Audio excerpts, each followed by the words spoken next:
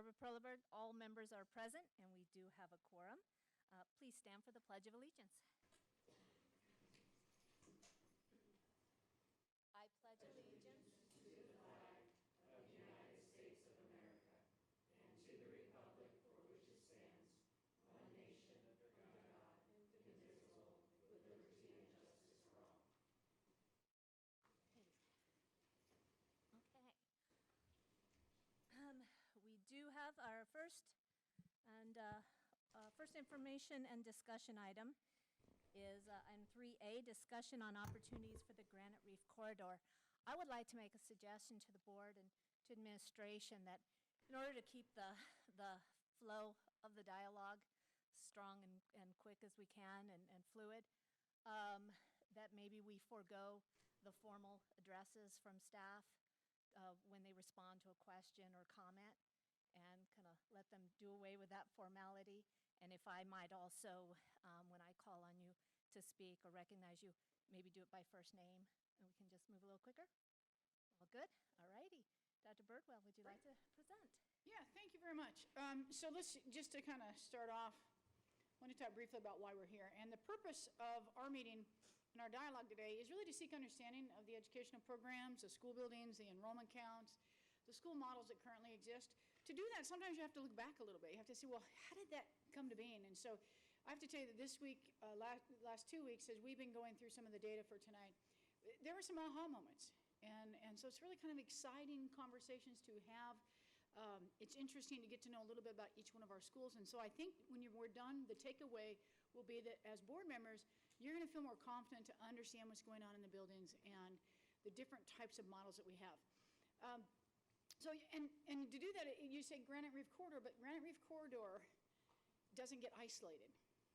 And you're going to understand that as I go through this presentation, because when you begin to understand choice schooling, you're going to see that Scottsdale probably has more movement than most districts in the state of Arizona within itself and outside. So it's really quite fascinating. And Dr. McCauley and her team have done just an amazing job. One thing to come into a quick understanding is say, hey, we're in a culture of choice. That's education today. That's school education, no matter if you're in Arizona or if you're in Wyoming right now. School choice is a place that has come to the forefront, and the question becomes more about what does your community choose? What are they looking for? And so we know in Arizona the research has been that 85% of the public chooses public schools, but that doesn't mean they choose their neighborhood school. They might choose a school within their district, so or they might choose a public school in a neighboring district. But there's a lot of mobility, and when we look at mobility, I think it's an interesting piece for us to study. Also, parents have clearly said, and I want to share with you that I went back through a November 2016, just this past fall, we surveyed 178 parents who left, and they gave us feedback. And I went through and read every comment. Went back through and kind of studied, well, what did you leave us over? Well, there were definitely patterns and ahas. And one of them is, hey, parents are looking for academic rigor. And if they don't find it in their neighborhood or within their district, they will seek academic rigor somewhere else. And it was clear, the 178 folks clearly shared that information with us. They said, this was what I was looking for. And by the way, it was K-12. It wasn't specific to a grade level. So sometimes we want to say, well, it's when you hit middle school. Well, it tends to surface, but it surfaces much earlier than that today. We have parents in the third grade saying, my second grader wasn't happy. I tried one more year, and I just gave up after 3 years, and I moved on.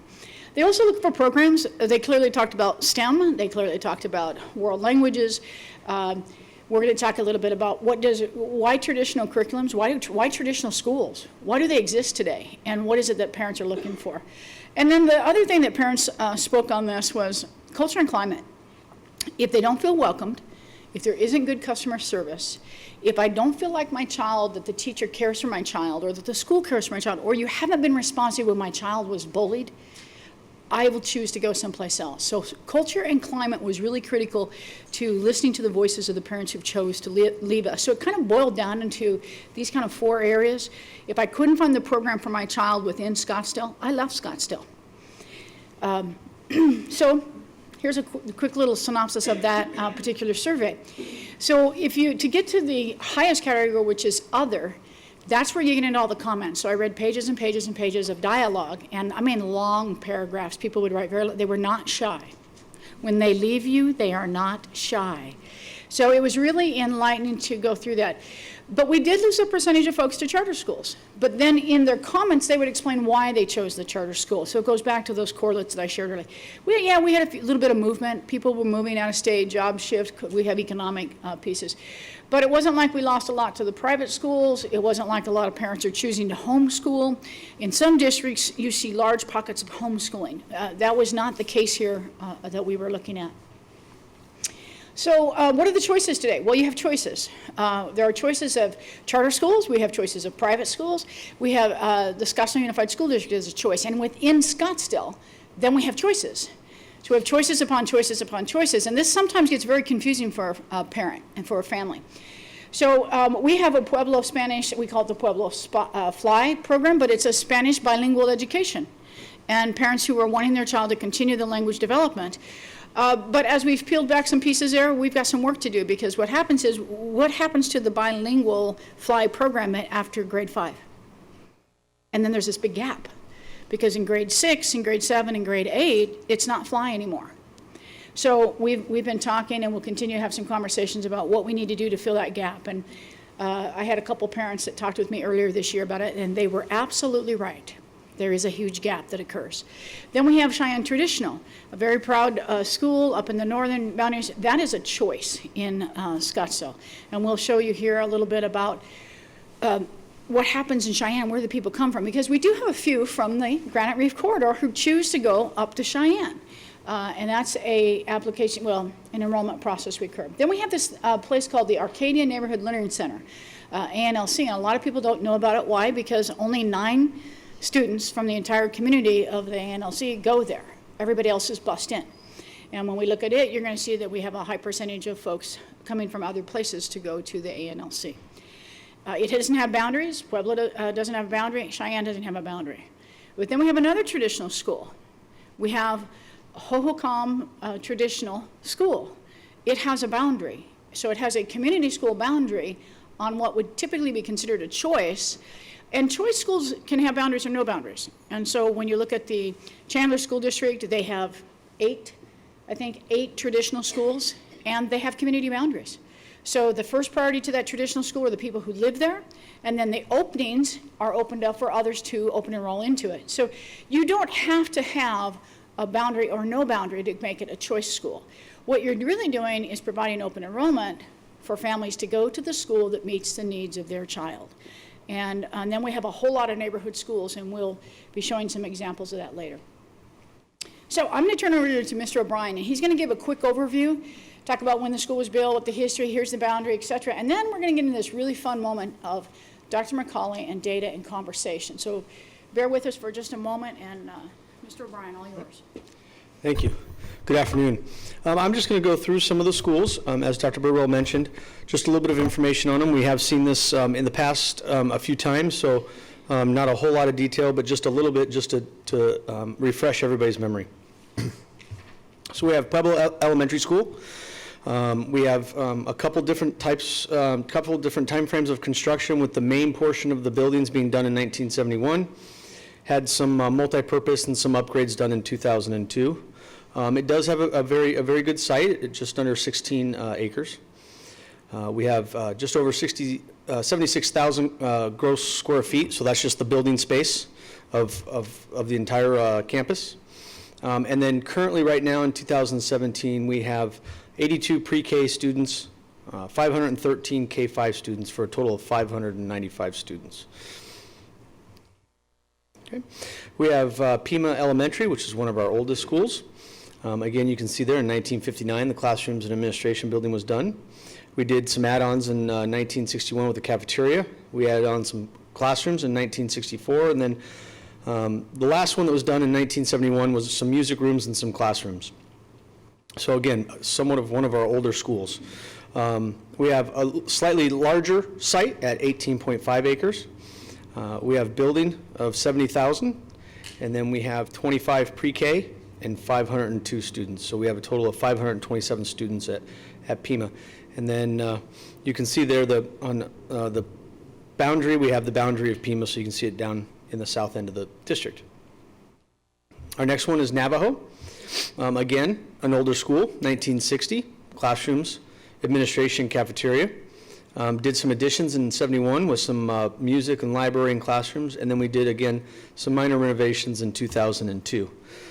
It's a little bit of a smaller site at only 13, but has some large square footage and buildings at 78,000.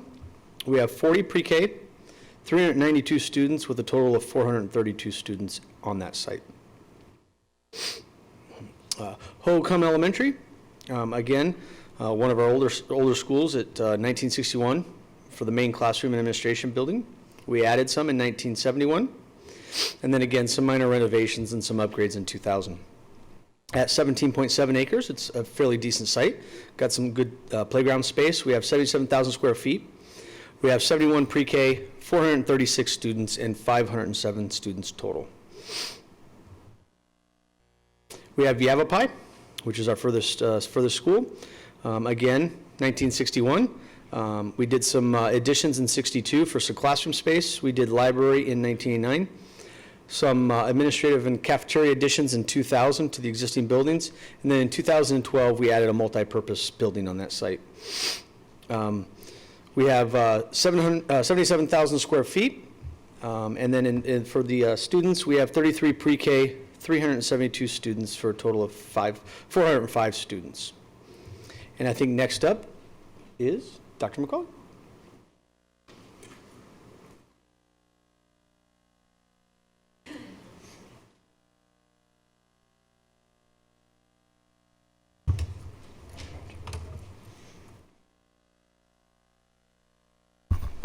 President Perleberg, members of the governing board, Dr. Birdwell, Sandra, and everybody here tonight, thank you. We're going to start off by going through some of our actual boundary data with regard to enrollment counts. And we're going to be kind of switching back and forth. Some of us data people, we love to sort in alphanumeric ascending order, but it doesn't always fit the presentation. So it's not going to follow your packets, but it's real easy. So we're starting with Yavapai, and then we're going to move from there south to north, if that makes sense. So, are we good? Okay, go ahead, and he's going to navigate, and he'll be chiming in on some of the technical questions. This is Casey Miller, the data analyst. All right, so it's not showing up there. You're good. Okay. Oh, all right. So I did put a little quote up here for Yavapai from Diane Rabbit. She's an educator. And she says, neighborhood schools are often the anchors in their communities. They are a steady presence that helps cement the bond of community among neighbors. Now this, I picked for Yavapai, this quote, because they are our neighborhood school in Scottsdale. So 70% of the students that are currently enrolled in Yavapai actually live within the boundaries. About 20% are in-district transfers. So they're in our district boundary, but they reside outside of Yavapai's boundaries. And then about 10% are open enrolled outside of our district. And so before they go further, when Dr. McCauley said that, here's the example of neighborhood school. Redefine that in your head for a moment. Remember that the old day of a neighborhood school was 100% of the students in the community went to the school. In Yavapai, that's 70%. So you can already see that choice and mobility has played a fact in neighborhood schooling.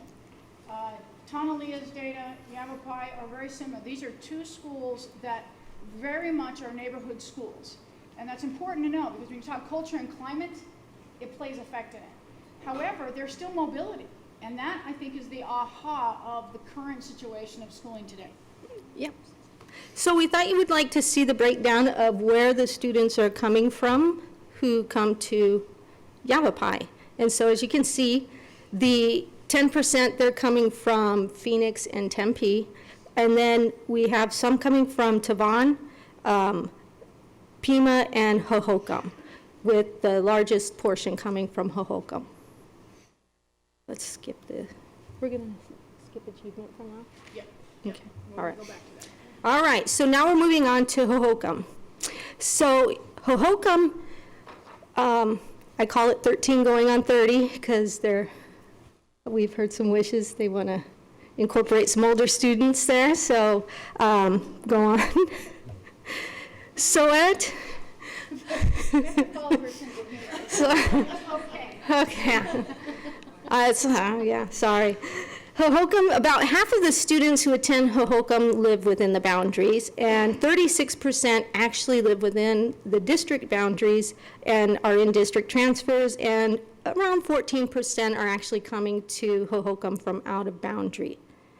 Go ahead and show the detail. So put that up there. So when we talk about choice schooling, here's the definition of choice schooling. Only 50% of the students are from the neighborhood. The rest are choosing to go to school there. So what Scottsdale has really become is this choice district. People are choosing where they want their child to go for various reasons. And as we go through this, we're going to show you some ahas that we found in trying to figure that out. Well, why this school over that school without actually picking up and calling 24,000 parents. But there's some data ahas. Can I just get a quick question? Kim? So when I was looking through this data, I get the percentage because that represents how the. Is there anywhere in here that actually refers to what the capture rate is? Yes, well, yeah, that's us. We're going to do that all at once for all of the Granite Reef corridor, and it's not the purest version of a capture rate, and I'll define that when we get to that. Okay? Kim, in our board book, it looks like that, I think. Yeah, that's kind of hard to interpret. So wait till we interpret it for you. Yeah. Okay. And actually, as I was aggregating it, I hadn't even gotten to interpreting it, and Dr. Birdwell was standing over my shoulder, and she's like, "Oh my gosh, look at the capture rate." And I'm like, where is it? What are you talking about? I was like, "Oh yeah, So, we put the data together, and then we see it. She was quick on the draw. So here's their breakdown. The highest proportions are coming from Yavapai, Tonalea, and Pima that are open enrolling into Hohokam. Okay, Pima. Let's go ahead and go on to Pima. So at Pima, they have an actual lower percentage of the students living within boundaries that are attending the school. They're at about 44%, so they're less than half. And then another 44% are coming from within the district and open and enrolling there as a district transfer, and then about 12% from outside of the Scottsdale Unified District are enrolling in Pima. So we'll go to the details to see where we're getting Pima enrollments from. And we had 12% coming from Hohokam, so it's like Red Rover, between Pima and Hohokam. And then we had about 7% and 8% from Yavapai and Tonalea. And then there was one more that was really high, 9% from Navajo. So you begin to see a pattern where the actual open enrollment outside the district is hanging around 10 to 12%. But the reality is, these are schools that are barely at 50% of the neighborhood. The rest are coming within Scottsdale. So you begin to see, this is the new definition of choice.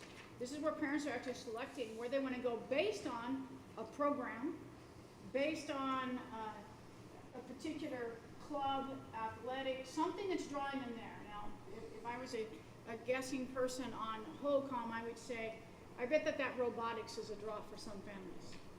I would bet that that's happening. So here at Pima, you're kind of pulling equally from Navajo, Yavapai, and Tonalea, and then Hohokam is sending some kids up to Pima, whereas Pima was sending some kids down to Hohokam. So we're kind of exchanging some families there. But still, it's all the greater Scottsdale district. Mm-hmm. Navajo. So Navajo actually has a pretty high proportion of its students coming from within its boundaries, and then another 30% roughly are in district transfers, and then 10% coming in from out of district. And we can show you where the bulk of those students are coming from. And we see that Hohokam is about 4%, and some Kiva students are going over to Navajo. Now, sometimes you look at that and you say, well, gosh, how how is it that there's this, are you sure, and I made her go and check, I said, how come there's a red dot way over there? There's no way. Make sure that's a real person. And the reality is, it is a student. And typically it's someone who works in Scottsdale or works at the school who chooses to bring their child to that location. So we went back and we did check those anomalies that sit way out there. They are real. They're choosing to go to that school. And now for Pueblo. So Pueblo is a challenge because it currently doesn't have any boundaries, but luckily we like to archive things and hoard our information. So we had a great, Sandra just whipped out of, I don't know where, it seemed like thin air. She had the old Hohokam boundaries that she just produced on command for us. So I took a picture of it with my phone and I texted it to Casey and said, hey, can you run the polygon tool on this? He said, sure, why not? So we actually recreated the old Pueblo boundary to show you where those students reside and where they're going. So currently, about 40% of the students at Pueblo live within Pueblo's boundaries, the old boundary, the old Pueblo boundaries, and then about half of them are in-district transfers coming from other areas, and then about 13% are coming from out of the district. So pausing there for a moment, there's, when you talk, this is a true choice now, remember, no boundaries. So you have a school system, you say, well, does choice work? Is this something that we should be promoting? So in this case, here we have there are only two in the state that we're aware of, the Biltmore School, and then this one, is that right? Was it Biltmore? Okay, and one more in Kyrene. So there are 3 in the Phoenix metro area of this type of school. So you're going to see a greater spread of where families are choosing for this particular type of schooling. But even with that, we're talking 620. And we get into the grade level breakdown, you can see we're going to talk about the concern that we have with enrollment in a particular choice like this that also limits that you cannot go in later. So you can't enter this school as a 4th grader or a 5th grader or a 3rd grader because if you haven't started with Spanish immersion, we're not going to bring you in without having that language. Now that creates a problem when we talk mobility of a society, because remember, today's society is very mobile. So you're going to have families move around, and it's not uncommon for a family to be in a school for 2 years and then move. And unless they're going to drive their child and keep them at this school, what happens is you have a natural decline in a school of this choice as they get older. So we see kindergarten starts off high, and then as we get up into the 5th grade, we begin to lose the students. You're going to have a natural decline. The moment we changed the boundaries and we took out the simultaneous program when we said we're only going to be a fly, we caused a decline. The bigger question comes, where did the kids go? So where did those students choose to go when we changed the boundaries? Well, you're going to see that when we change that, and do we have that up here? Oh, it may be somewhere coming Some up. point, it'll be coming. You'll see that a portion of the students went to Kiva. A portion of the students were assigned to Navajo, but they didn't necessarily go. What happened was we lost a large number of students leaving the district. And more than likely, and that was the year that Noah Webster opened, more than likely we filled their seats. Because what we did was change the program. So we have to always, anytime we're going to change a program, we have to think about, if we change a program, do we have a better option for you within an appropriate distance? And so what happens is on the way to Navajo, you could actually choose, so it's just as close to choose Great Hearts or to choose Noah Webster before you ever get to Navajo.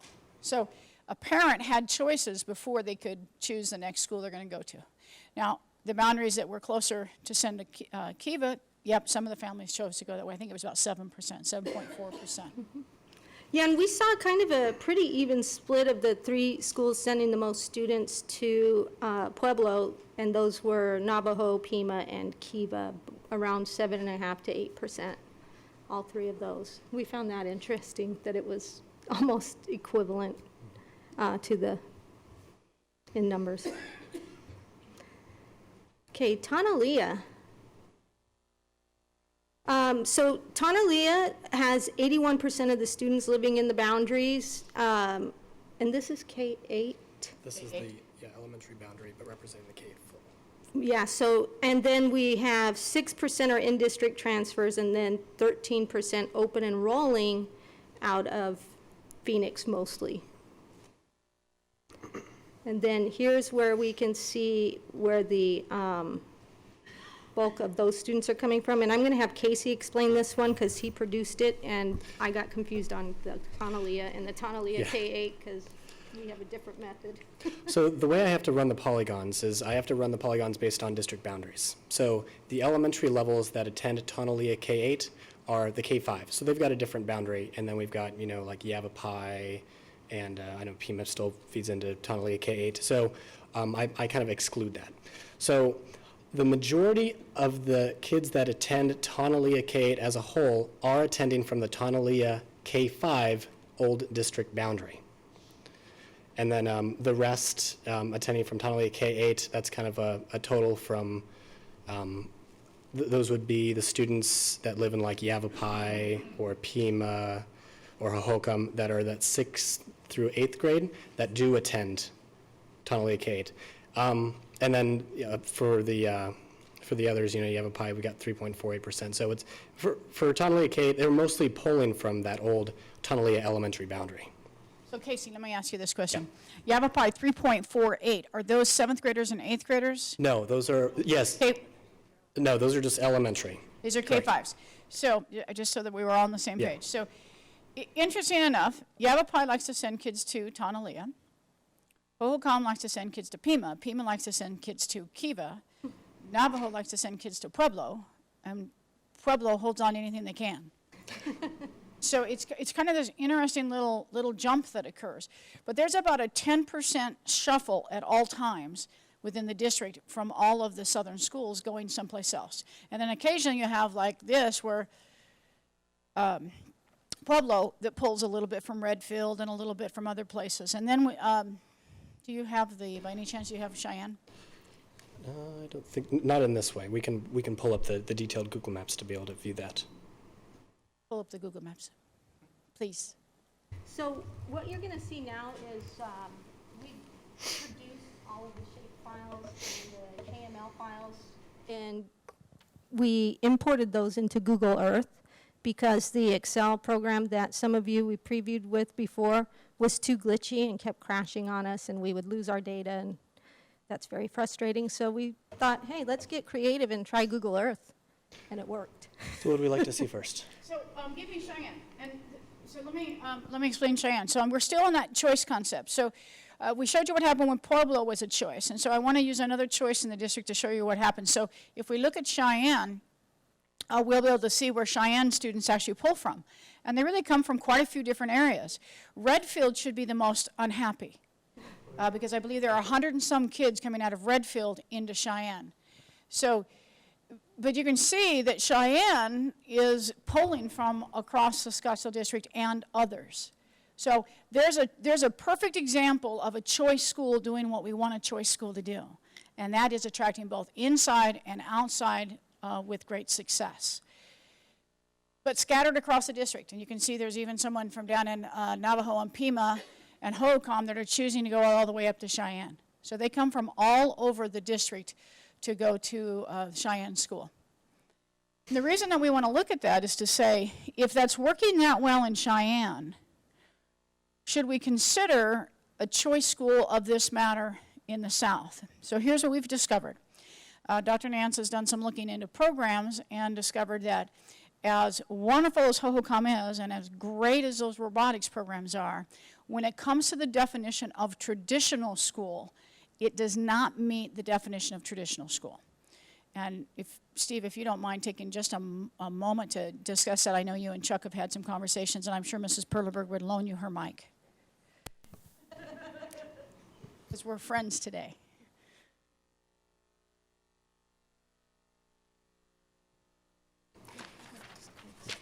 Yeah, blue's out of district. Red is within. So those of you looking at this while Steve's doing that, the Okay. blue are out-of-district folks coming into Cheyenne, by the way. And the red is Scottsdale students choosing to go to Cheyenne. So you can get that definition. Okay, definition of a traditional school is going to vary a little bit from one location to another, from one district to another. But there are some very common aspects of what you will find in traditional schools across most districts.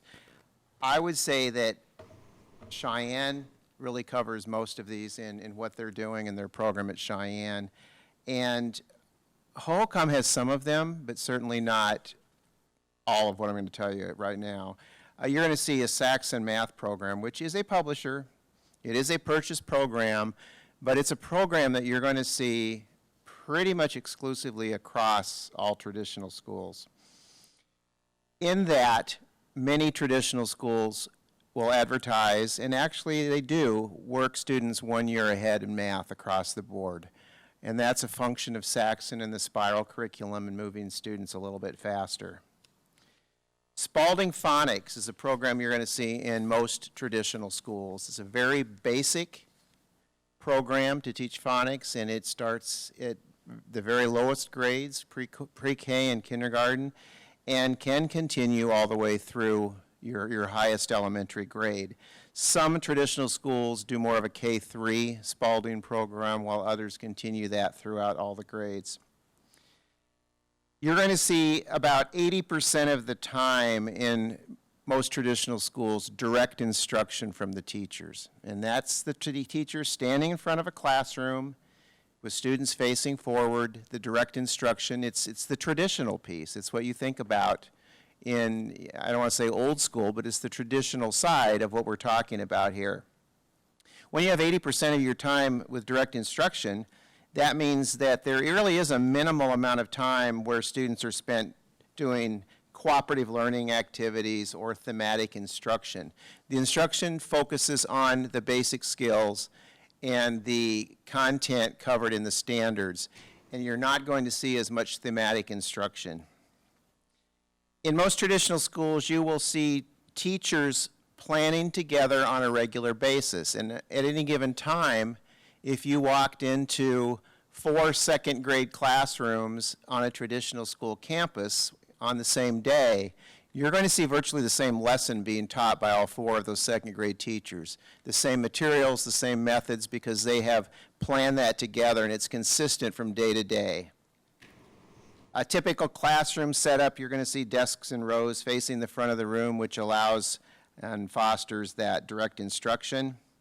A huge focus on minimal disruptions to what's going on in the classroom. I've seen in traditional schools fewer field trips, fewer assemblies, fewer extracurricular kinds of things going on during the day. I've seen some traditional schools, and I have to tell you, my children all went through traditional elementary schools. And in those cases, even celebrations, parties, birthday kinds of celebrations are done either at lunchtime or before or after school. It's not during instructional time. Huge focus on parents helping with homework at home and training of parents by the school to make sure they understand the math program, the phonics program, how to help their children at home.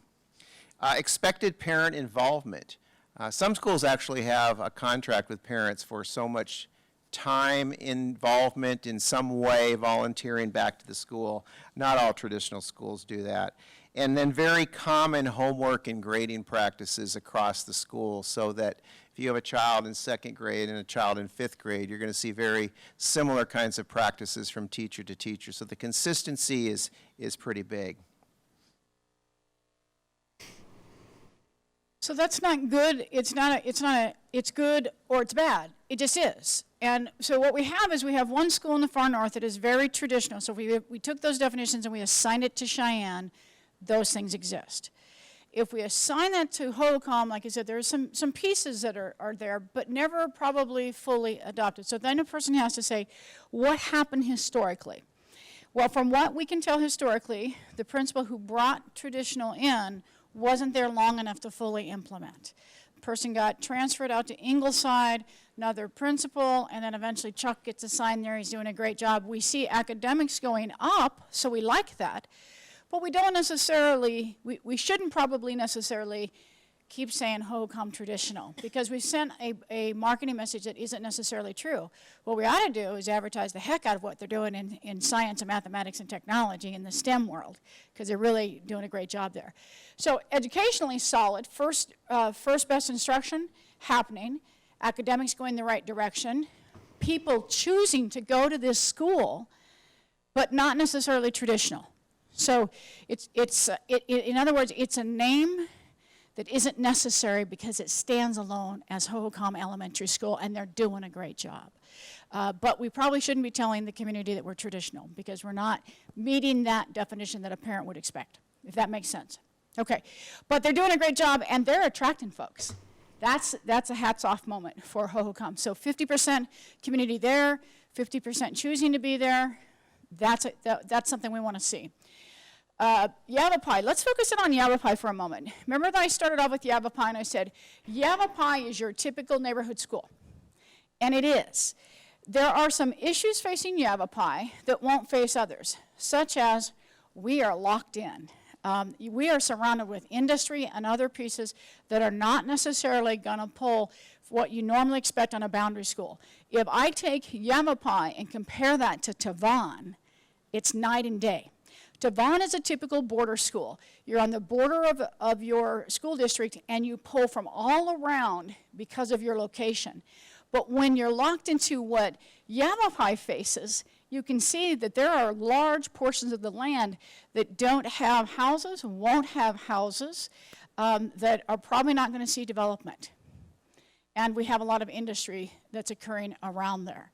So nothing that Yavapai can necessarily control. The other thing is it's not on a major thoroughfare. So when you look at like a Great Hearts and a Noah Webster, they put these schools on places that are easy for parents to drive along, drop off, and get back on, get back to work. That is not the case here. So here you have your typical community school, and it's going to probably remain small because it is. So if somebody's looking for a smaller learning environment, we ought to market the heck out of it. So what we want to do is bring academic achievement. Nancy's working very hard on that, bringing up that academic achievement, first best instruction, and it becomes a place we market as a small learning environment for that student who needs that environment. But it is not going to be one of these that is going to grow or attract because of its location.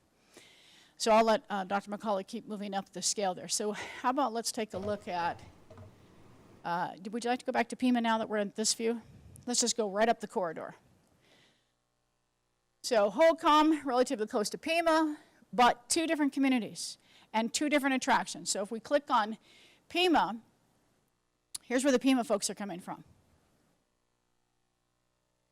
And they're coming from all over. Again, people are choosing to come to Pima, just like they are Hohokam. And you can see that they're pulling from various areas of our community. So not locked into its neighborhood, it's its neighborhood school, and it is meeting the needs of many families around there because they're choosing to go there versus one of the other schools. So they're pulling from Tonalea, they're pulling from Yavapai, they're pulling from Hohokam, they're pulling some from Kiva, they're pulling from Navajo. They're pulling from across the district in the southern end, which says, I have a good reputation. The key is, are we moving in that J curve? Remember I said Hohokam is doing this. So we need to get Pima doing this and getting those scores going up so that we can continue to be the draw. So great acreage. So you had 15 acres that Mr. O'Brien shared in comparison to Navajo sits on a small acreage. I think they're about 5 acres difference, aren't they? 17 maybe at Pima, about 5 acres difference. So great site. I want to have Danny dispel a little bit of a piece that we tried to research a little bit. You had a little conversation with the city today, yes? Yes. Yes. So there was a little bit of talk that at Pima, if you can see right there, up on the north and the south is Granite Reef. There's been some talk that the city wants to take Granite Reef and run it right down the middle of Pima Elementary. You can see that would take out Pima Elementary. In speaking with the planning department, they do not have any discussion of that going on. I have not reached out to the transportation department. It has not gotten back to me. But in speaking to a few folks at the city, it sounds like that was kind of just maybe some history coming back, bubbling back up to life during some of these conversations. Sandy, did you have a question? Did you want to ask now? Okay. Okay. Yeah, because when we talk Pima, we often get asked that question of, well, hey, but isn't it kind of breaking up Granite Reef and shit? I said, well, okay, well, they can always dig down. They can go under. But the reality is that's a property of the school district, and it's not tied to any IGA that would prevent us from rebuilding on Pima. There's just an old an easement. So easements are typically put in place for utilities and sewer and the ability to get in and off of a ingress-regress, so kind of situation. So nothing there that would prevent the district from considering a rebuild on Pima, and nothing coming from the city. So let's go on up to Navajo, right up the corridor. So now we're going to get back on Granite Reef here again. Do we have the Take a little break. Right, the current boundaries on.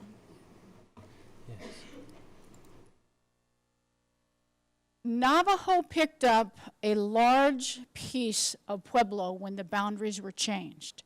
So that upper corridor, those three sections that are blue up above here, used to belong to Pueblo.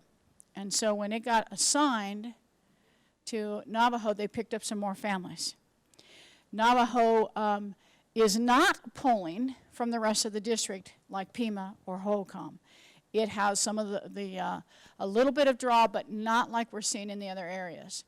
And overall, as you saw, a slightly smaller attendance than what we're seeing in some other places. So that's important to note. Who's next? And Pueblo.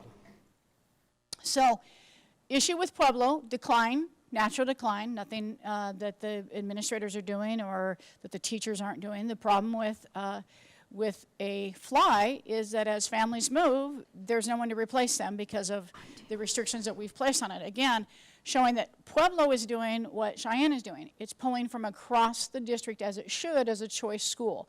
So it's actually functioning the way that we want it to function and pulling some from outside of the district. The issues that Pueblo has in attendance are things that we've done to it. So one of the questions at some point we will pose to the board is, should Pueblo remain a strict fly? Or should it be a comprehensive elementary school and a fly like it was before 2013? In other words, a parent enrolls and gets to choose, I want my child in all English or a bilingual class. And the reason for that is that you have a highly mobile community. We have apartment complexes that sit right next to Pueblo.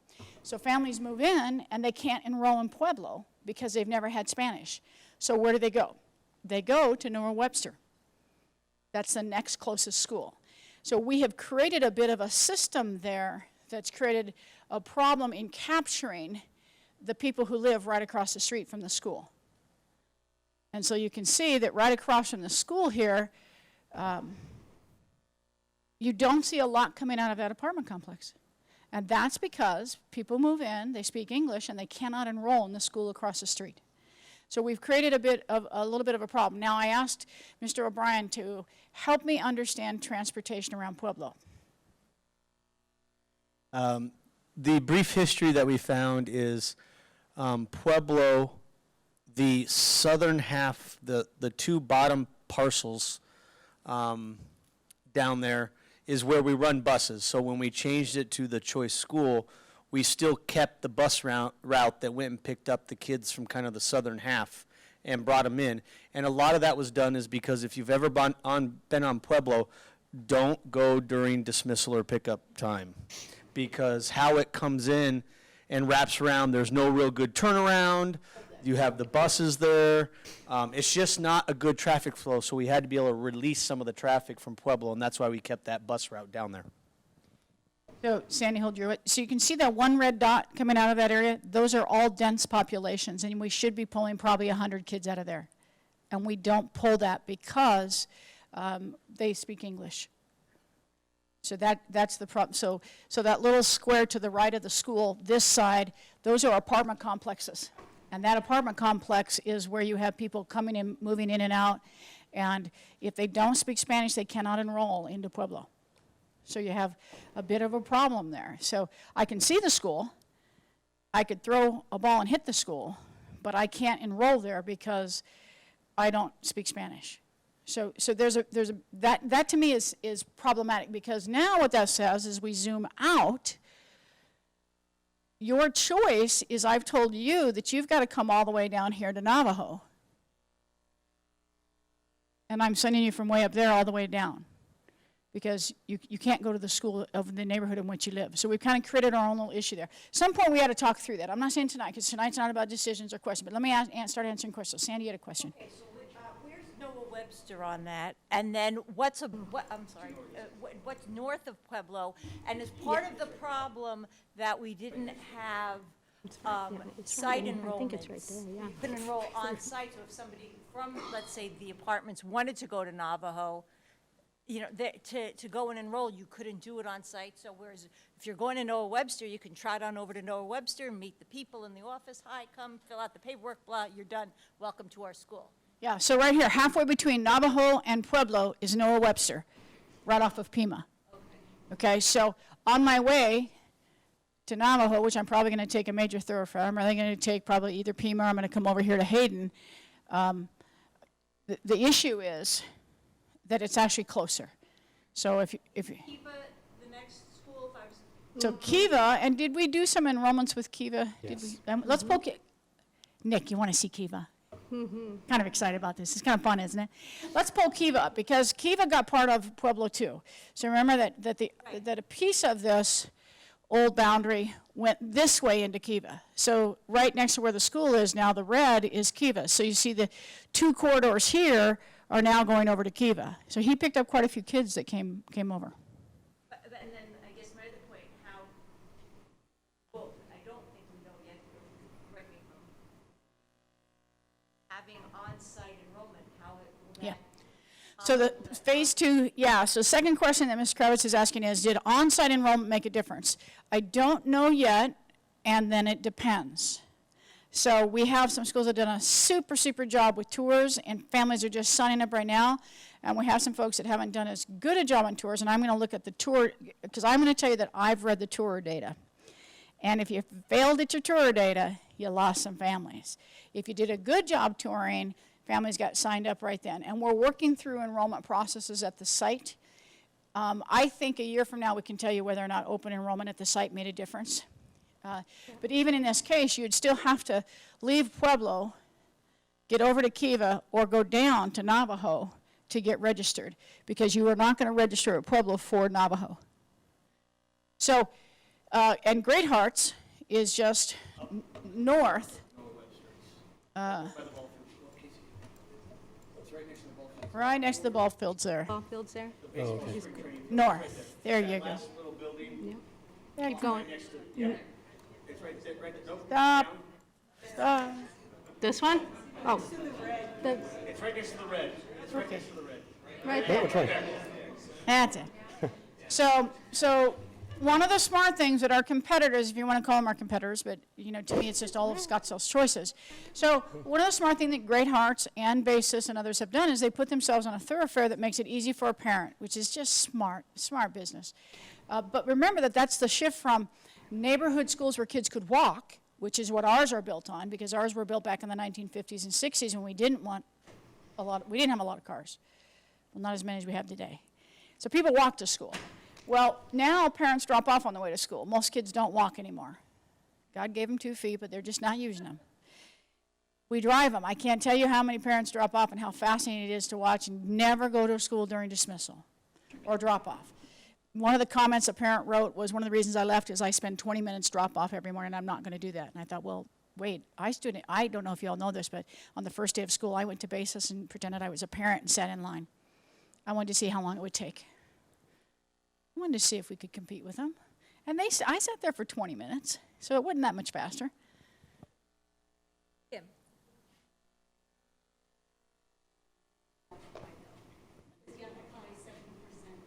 The one exception to I walk to school is Yavapai, what we're saying, in Tonalia. Okay, yeah, and that makes sense. And Tonalia probably the best example of a community school. 80% of the community lives there and goes to school. Yeah, okay. I didn't think it was that high. So now go into your next phase of data. What do you want? You want the confusing one? With her. Yes, let's do that. We're going to capture rate, Mrs. Harper. We're going to go back to your capture rate. And try to make that make sense. Okay, so what we did was look at, okay, I'm gonna wanted to disaggregate this by looking at all the students in this homeschool and then cross-tab that with the schools they're actually enrolled in. And then you can run your percentages from that, and this is what we can you read that? So these are just the in counts. Can you make it bigger? What do we want to look at first?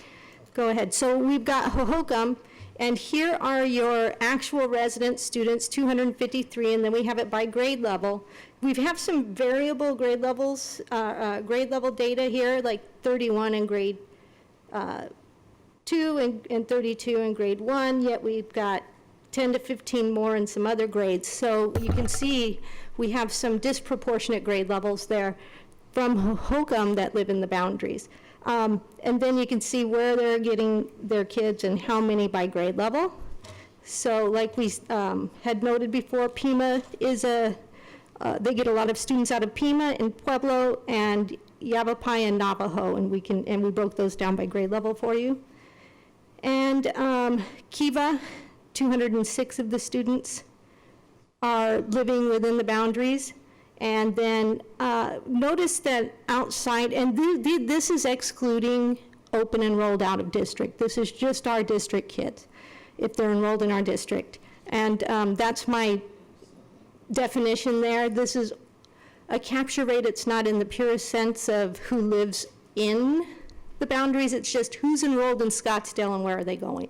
Are they going to their home school? Because I don't know how many kids there are in every household. So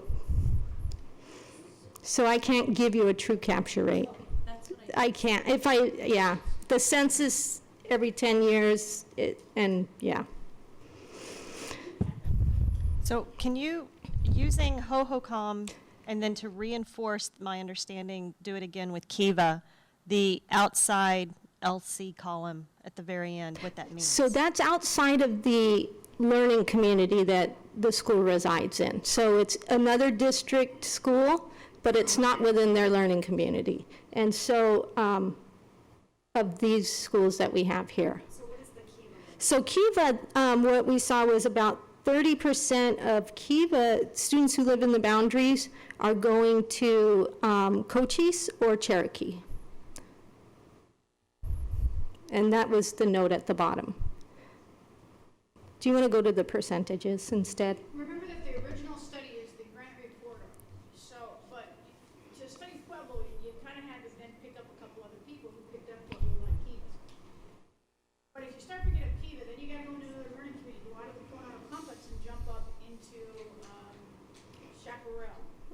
So you start picking up Cochise, you start picking up Cherokee, and when you start mixing, Kiva really has kids that are intermixed with Cherokee and Cochise. Remember I talked about Yavapai, 10% of Yavapai will end up in Hohokam, and the Hohokam goes to Pima, and the Pima, well, Kiva goes to Cherokee, and Cherokee goes to Cochise.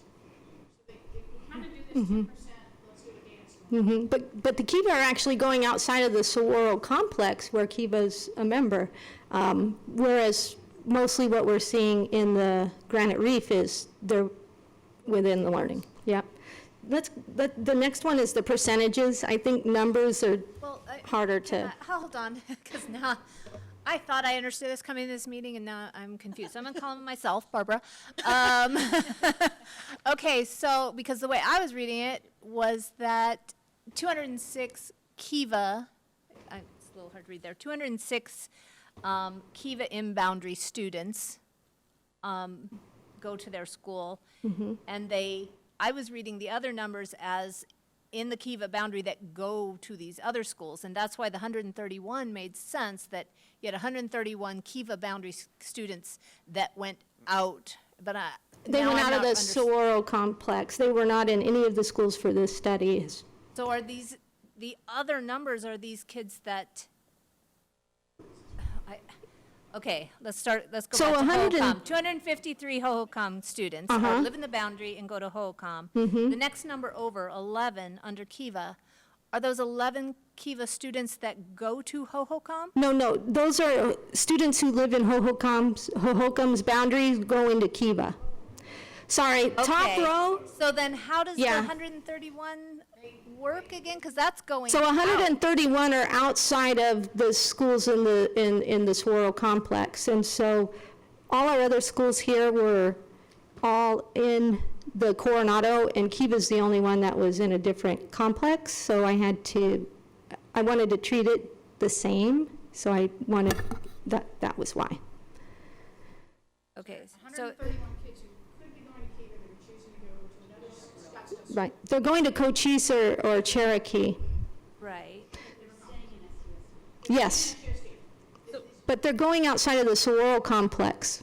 They're, But see, I guess that's where I'm getting confused, because that's a number of students going out, and the other numbers you're saying are students coming into that school.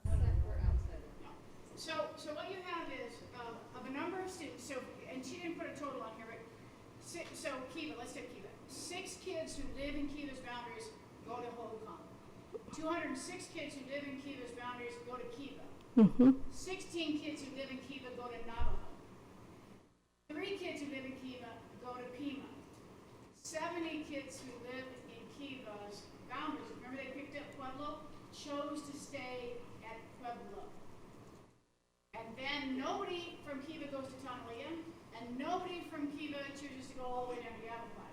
However, 131 students choose to go to other SUSD schools, but not out of district. They're still in Scottsdale. So we're tracking, if you live in this community, where are you going? You're choosing to go someplace. This is mobility. This shouldn't be capture, this should be mobility. Yes. That would be better. That's a better time. Okay. This is a mobility study. yeah. It's a mobility study. How do people move about? And remember that that's not the total enrollment for Kiva, because we have to then pull back in the people who are coming in Kiva. And we don't have all the other schools there. Okay, Kim.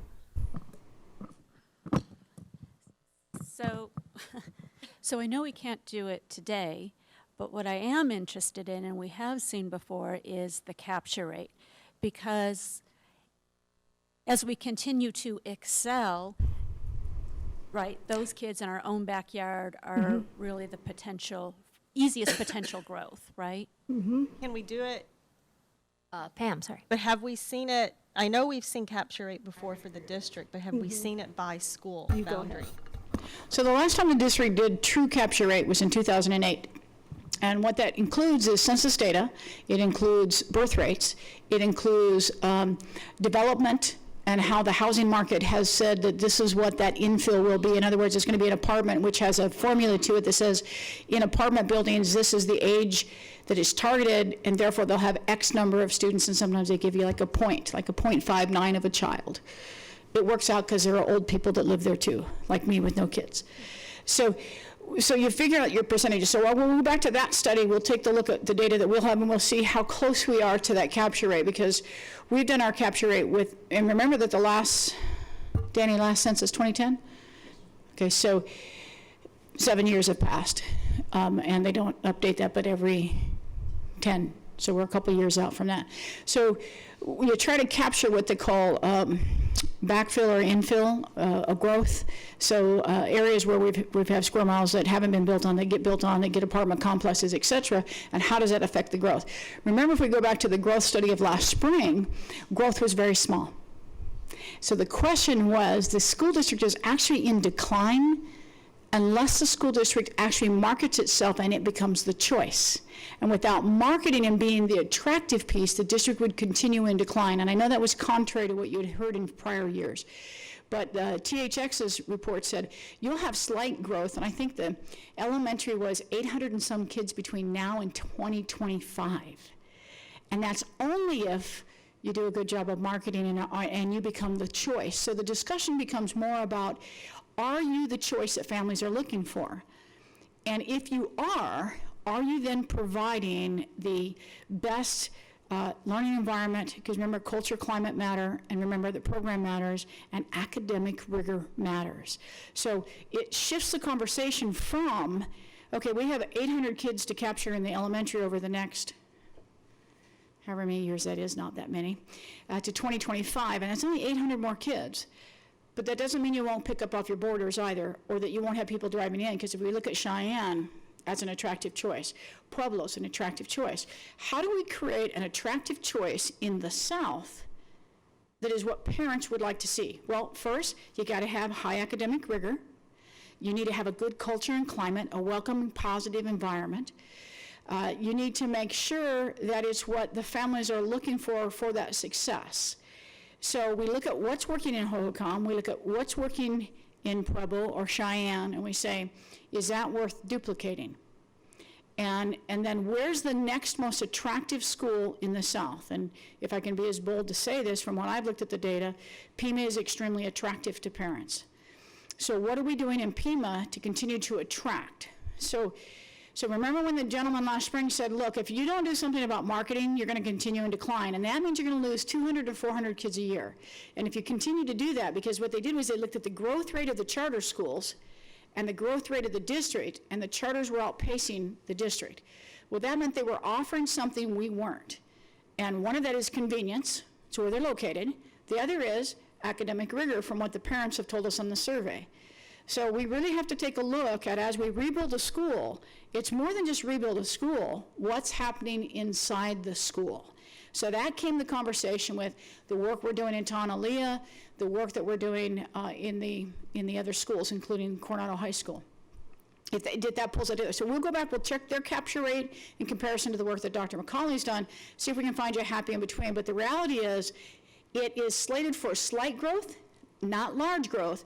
It's what we choose to do with our schools that's going to keep our families. So what we want to look at is the true capture of, are you keeping SUSD families in? Now, if my mind serves me well, Ms. Hartman, we lose 30% of the students of Scottsdale to other choices. That if it serves me well.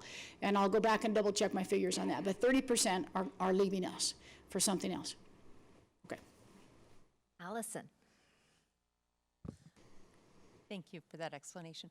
One thing I was just thinking of, because if the last time we did a capture rate was 2008, and a lot has changed, and a lot's changed in the state of Arizona and the Department of Education regarding their data, every student in Arizona has to fill out a form to where they go to school. So if you go to public school, you homeschool. So the Department of Education might have how many students are actually living within our boundaries. So, and they have really tightened their public records requests and pretty much deny that. But here, I have good news and bad news. The bad news is that it's going to be a one-shot deal. But the graduate student that we're working with out of Harvard, Matt Holm, he got it from them. He had a window of time. I actually know the person who was the chief technology or data officer at the time. I was like, oh, you got so lucky, because yeah, she would have said yes. She did. So he's going to give us that at the end of this year. So I'm going to be able to give you one, but it won't capture private school, because they don't have any obligation to report to the state. And if you take your kid to a private school, you don't have to notify anybody. So here's what makes Scottsdale unique. That's why I say 30% are going someplace else. There's boarding schools that families choose in Scottsdale. There are then private religious schools that Scottsdale families choose. Then there are charter schools. The charters are not the first choice. That's what's fascinating. So remember, in the culture of choice, there's multiple opportunities. The one commonality between all of those, whether it's private, charter, boarding school, is academic rigor. That's the one commonality. So if you want to be a district of choice, you have to say, am I offering the best academic that I can? So we're going to talk a little academics, if that would be all right. Not a lot, but a little bit. That would be, okay. Ready to talk a little academics? Sure. Okay. All right. Did you flip that one? Yep. All right. You didn't find a freeze. Okay, we have one slide. I was being lazy, and I was just copying one slide to the other and just copying and pasting the data in. Well, I hosed the naming of the file. I named Pima's Hohokam and Hohokam's Pima, so We apologize. sorry about that. I was actually just trying to be more efficient, taking a shortcut. Oh, there he goes. He's going to fix it for you because he doesn't want you to get confused. There you go. Thank you. Did you change the names already? Working on the fly, that's right. Oh, wow. Perfect. How'd you do that so fast? All right. So Dr. Birdwell had said we might want to look at what is the impact to the academics when we see kids that are open enrolling in different schools that aren't in their boundaries. So For Yavapai, what we did was, I took the schools where the most of their students are enrolling elsewhere. I didn't want to include because you got one here, two there, and then I got this really long thing, and it doesn't make any sense, and then the data is really variable. It's like, what, they went from 18 to 85? Well, it was because there weren't very many numbers. So here we have Yavapai, and as you can see, for ELA, I did the NCE and then the pass rates. And so if you look at Hohokam, you have the students living in Hohokam are performing really well. And then, I got to think this through. We kind of did this really quickly. What was our logic again on this? I'm so sorry. Hohokam, Pima, these are where they're going. Yes, that's right. So the Hohokam students that are actually in Pima, so that's what that is. So students who live in Hohokam going to Pima, that's their performance percent passing, and then that's their NCE. Thank you. Yavapai, sorry. Yep, Yavapai, because I forgot he fixed that. Okay, so what we see is that those students coming from Pima, or going to Pima, are not as high achieving as the students within Hohokam who stay at Hohokam. And then at Yavapai, we see that same trend. Now, some of this is programmatic. Yes? Okay, you're not following. What's that? Yeah. All right, so this is Yavapai's achievement. So this is looking at students that come to Yavapai, okay, if they live within the Hohokam boundary. There we go. Yes, okay, and then the Pima boundary, Yavapai boundary. Okay. Yes. So it's the Yavapai students. So the students going to Hohokam are your higher achieving students that live within Yavapai's boundaries. And the ones, you have am I flipped again? Yes. Keep flipping. Oh, why don't you talk? How are they doing? So coming from Hohokam to Yavapai, we see a higher ELA score, the 60% passing rate, compared to those that live within Yavapai going to Yavapai. That's what it's showing. It's a little messy, but okay. Want to jump to Hohokam then? Yes. It's a good thing for Yavapai to have Hohokam students come because they're raising their test scores. Okay?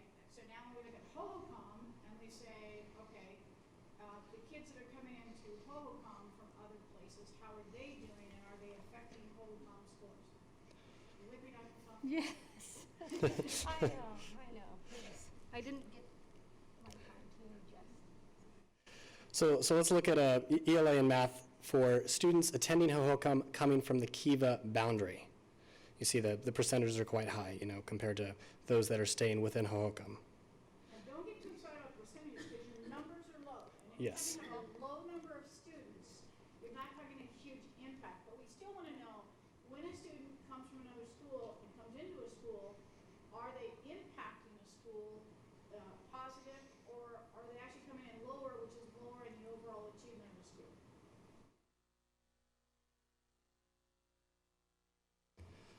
All right, let's jump over to Pima achievement data. So those that are attending, let's look at the top ones, Yavapai and Pueblo. So those that are attending Pima coming from those boundaries, that'd be the old Pueblo boundary, and then Yavapai boundaries are jacking up the test scores. It's the technical term. Yes. Yeah, so this is a good thing. So Pima is attracting, so they quick start of that, I guess, quick start of that is, Pima is attracting a student with higher achievement, therefore raising Pima's achievement. So Pima, what we need to interpret from this, Pima has the ability to attract higher scoring students into Pima. And whether that's by faith or make or whatever it is, or the fact that the teachers have great, we don't know why, but they're saying, if I go to Pima, I'm going to do better. And guess what? They're doing well in Pima, and they're raising the test scores for Pima. So enrollment is helping them. So can I add something in, and Anna, you can test my logic. So what I did is I took all the data you provided, and then I went to the normal curve equivalent for ELA and math to understand exactly what the performance is for each of the schools, because my logic was, if you're performing well, you can probably attract more. What I then also looked at is, I thought it was interesting to follow what percentage of the school was pre-K. My logic being, does pre-K an indicator of performance, of K through 5? And then I also looked at free and reduced meals to say, hey, is there a correlation with FRM and what the performance was? And based on the 2016 data, what it looked like that was pretty interesting is the number one performing school in terms of normal curve equivalent, so AZ merit, actually was Pueblo, which was 70% ELA and 58% math. What's interesting about it is it also has the highest pre-K at 15%. It also has a free and reduced lunch, which is the lowest at 18%. What was really interesting was the number 2 highest performing school was actually Hohokam, and they were at 58 and 59 respectively for ELA and math. They also have the highest pre-K at 15%, and they have 66% FRM. So And they outperform their peers that look like them. absolutely. It was outstanding. And then I went and I looked, okay, who has the lowest pre-K, and those also and the highest FRM, and those were the lowest performing schools. So I think it's worth looking into, but that was the big trend that I saw that I thought was pretty interesting. No, that is fascinating. I love the pre-K tie there. We haven't gotten down to that yet, but that is next on our list. And I'll show you how I did it, because it wasn't overly mathematical, but what I basically said is if there's 7 grades, 15%, so pre-K was consistent with pre-K to kindergarten to first, so at least whoever they were attracting was continuing, assuming that number you gave us last time, which is 65 to 70% matriculation, right? Right. So it looks like there actually is a correlation. Well, possibly. there is possibly a correlation between first of all, that preschool, if you send your child to preschool, you're going to be kinder ready. That's one piece. And I would say with the changes that we've done in preschool, you're definitely going to be kinder ready. So they've done a great job in our preschool. The fact that you're capturing 60 to 67% of the preschoolers into kinder is going to naturally then have an impact as we go forward. So preschool is important. We want to offer preschool. For a lot of reasons. I mean, one, we want to prepare you for kinder. 2, we'd like you to stay with us, and we have a better chance of keeping you if we have you in preschool. What we're showing is, first, I don't want to misrepresent. We shouldn't be satisfied with where we're at. Okay, don't catch me wrong there. But what I am saying is that in the schools where they're getting the work done and you're seeing that the academic achievement is going up, they're attracting. So Holcomb attracts. Pima has a reputation of high achievement. It's attracting, and those who are coming are actually helping Pima scores.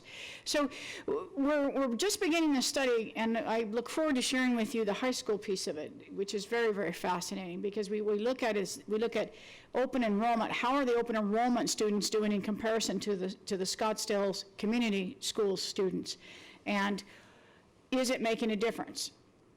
Give you an example of that. So what we see is Coronado has 248 Phoenix Union students housed here, which is a very high percentile. Almost a 25% of the students who attend Coronado come from Phoenix Union.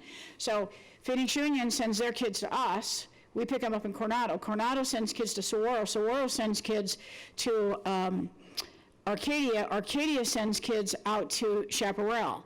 And when we look at the top 10% of Arcadia's achievers are leaving and going to Chaparral. So then you backfill with enrollment and this movement, this dance that occurs, you have to look at then, how does that affect achievement overall? So the secondary, this is not the study day, so I won't get into it, but it's a fascinating study to look at. We're just beginning to digest it. It's just amazing to look at. But we wanted to be able to show, as strange as some of this data is for y'all to look at, basically what we're saying is parents are making the choice for their student, and guess what? They're achieving better. So I don't have to stay in my neighborhood school to have the best academic achievement. We actually have kids coming into Pima, helping Pima raise up. That's a good thing. Now what we need to do is all of Pima needs to raise up and meet those expectations, because the belief is that if I go to Pima, I'm going to be a higher achiever. We need Pima to be a higher achiever. Can I just add to that? I don't know why, but the lowest pre-K was actually Pima. So you kind of wonder if you... Well, I'm sorry, I jump in because when you were making those connections with the pre-K, the thing that was kind of making me question that idea is that at all of our schools, our pre-K programs are not created equal by any means. And sometimes it's just been a sheer choice. We're going to have this program here, and we're not going to have it here, and we're not going to have it. So it's not like you have a standard at each school that parents are going here, not going here. It's not created equal there. Yeah. So And we're trying to standardize that, so please understand that as you go into preschool, we have some title preschool, we have some community ed preschool, we have some special needs preschool. So there is some correlation to say that preschool matters, and absolutely we could draw that in any preschool. However, we also miss a whole population of kids that enter kinder that haven't been in preschool that are still doing well. So what we really want to look at is, you want to look at a pre-K 3 picture, and look at that whole picture, because there's lots of studies around the closing of the gap for an ELL student between grades K and 3, and that you can actually close that reading gap, and there's no reason that every student can't be on reading at the end of 3rd grade. So what we're doing in literacy across the district right now, and the shift that we've made, is going to be significant over the next couple of years. So we'll begin to track, but we'll begin to track preschool, because I think it's really critical. As we've changed preschool to be an academic preschool, we want to see how much better the kiddos are doing and how quicker they're moving towards reading and word development, by all means. Anyway, so that's just a slight glimpse. What we'd love to do is just things that are burning questions that you might have that we can start, because we're going to also, those that we don't have answers for, we're going to go out and research for you, because we love this stuff. Can I, and not because I have to be right, but my logic was correct. These are the homeschool Pima kids, and then of them, those that go to Pueblo, they're higher achieving. And those that go to Yavapai are higher achieving than the students who live in Pima who go to Pima. The ones that are living in Pima and choosing to go to Pueblo or Yavapai are actually slightly higher achieving students. So I got confused on the one because I said the wrong school, but the logic was correct. It's not the reverse of that. These are kids that live in the Pima boundary, but happen to either go to Pima, Pueblo, or Yavapai. And to clarify, is this just one grade? That's across all the grades. And so this is complicated too, because I only get 2 grade levels because the 5th graders are gone, and I don't have 3rd grade scores yet for this year's students. When we do this historically, I'll be able to get down to a precision level and then put points of clarification in there. Yes, Okay. sorry. Pam? Okay, so this, at least for Pueblo, this data makes sense to me because Pueblo has a perception of higher academic rigor because of the foreign language immersion. And so Yep. it makes sense that you see higher achieving or higher academic performing kids choosing a school that has perceived higher academic rigor. Right, the type of child that would want to be in the FLY program is probably a high achieving student. So my question that I want to go back to Pueblo, and you had posed a question that you said we'd need to come back to and have the board have further conversations on, but is it that area of homes that you said had a lot of families in it, but there weren't any dots? Is it possible to focus in on those parcels and put the dots, all the dots of any kid that goes to any of our schools? Yeah, can you do that? Yes. Because they may not be going to Pueblo, but are they going to Kiva and Navajo or Hohokam or Cochise or Cherokee? The Pueblo kids? No. Which ones? The homes that are just to the east of Pueblo. Find out where those kids are going. Apartment complexes. Click all of them.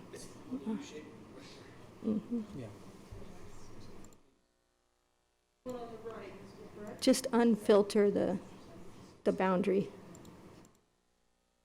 And then click on all the students. Oh, they will.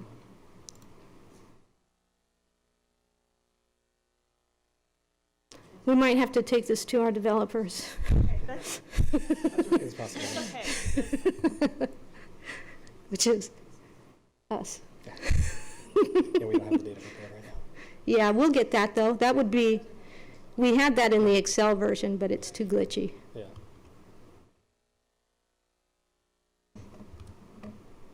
We got this idea late afternoon yesterday. We'll send you out a picture of what that looks like. Yep. We'll pull that area and put where the kids in that area go, are going to Scottsdale.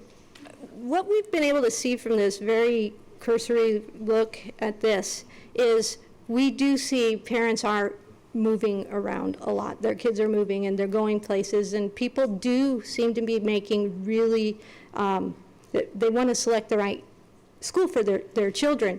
Now, another project that we're working with Matt Home on is creating a menu of options on our enrollment page so that parents can know, like even I was trying to find what programs are at Pima. And it was like, oh, we have a lot of programs. It was very vague. So we're going to put in the actual specifics where parents can actually say, hey, if I'm looking for a traditional school, it's going to filter the schools down, and now they can choose. Or if athletics are important, or fine arts, or whatever. So, and we're going to track the data behind the scenes. We're going to store the word searches so we could analyze it that way as well.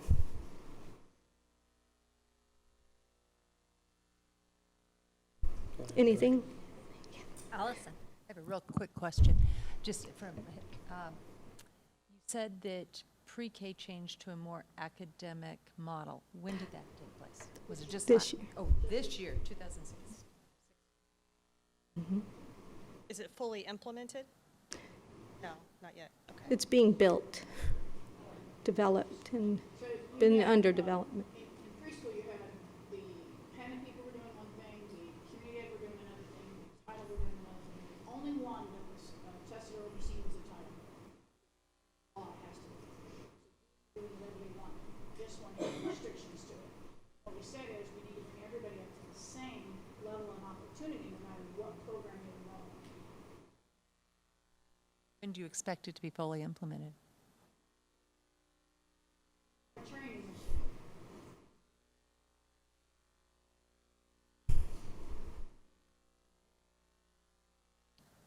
Okay.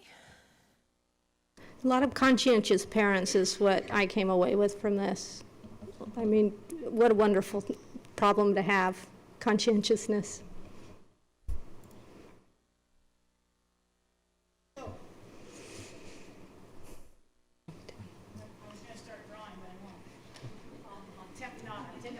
I want to teach, they put that up because I always do that. I get in front of the whiteboard. So in conclusion, here's the deal, board. What started the conversation was something that is completely different than where we're really ending. What started the conversation was, hey, back last January, we started a conversation about should we go out for bonds or not? Should we rebuild schools or not? Should we be investing in our community? And the answer in the end was, yes, we should. And we have some very good schools that it's time to rebuild, because we looked at FMG and we looked at life cycles and said, to put the money in to keep these schools alive is just as costly over time than we could rebuild a school and make a better learning environment. So yes, new buildings make a difference, but more critical is what's happening inside those walls.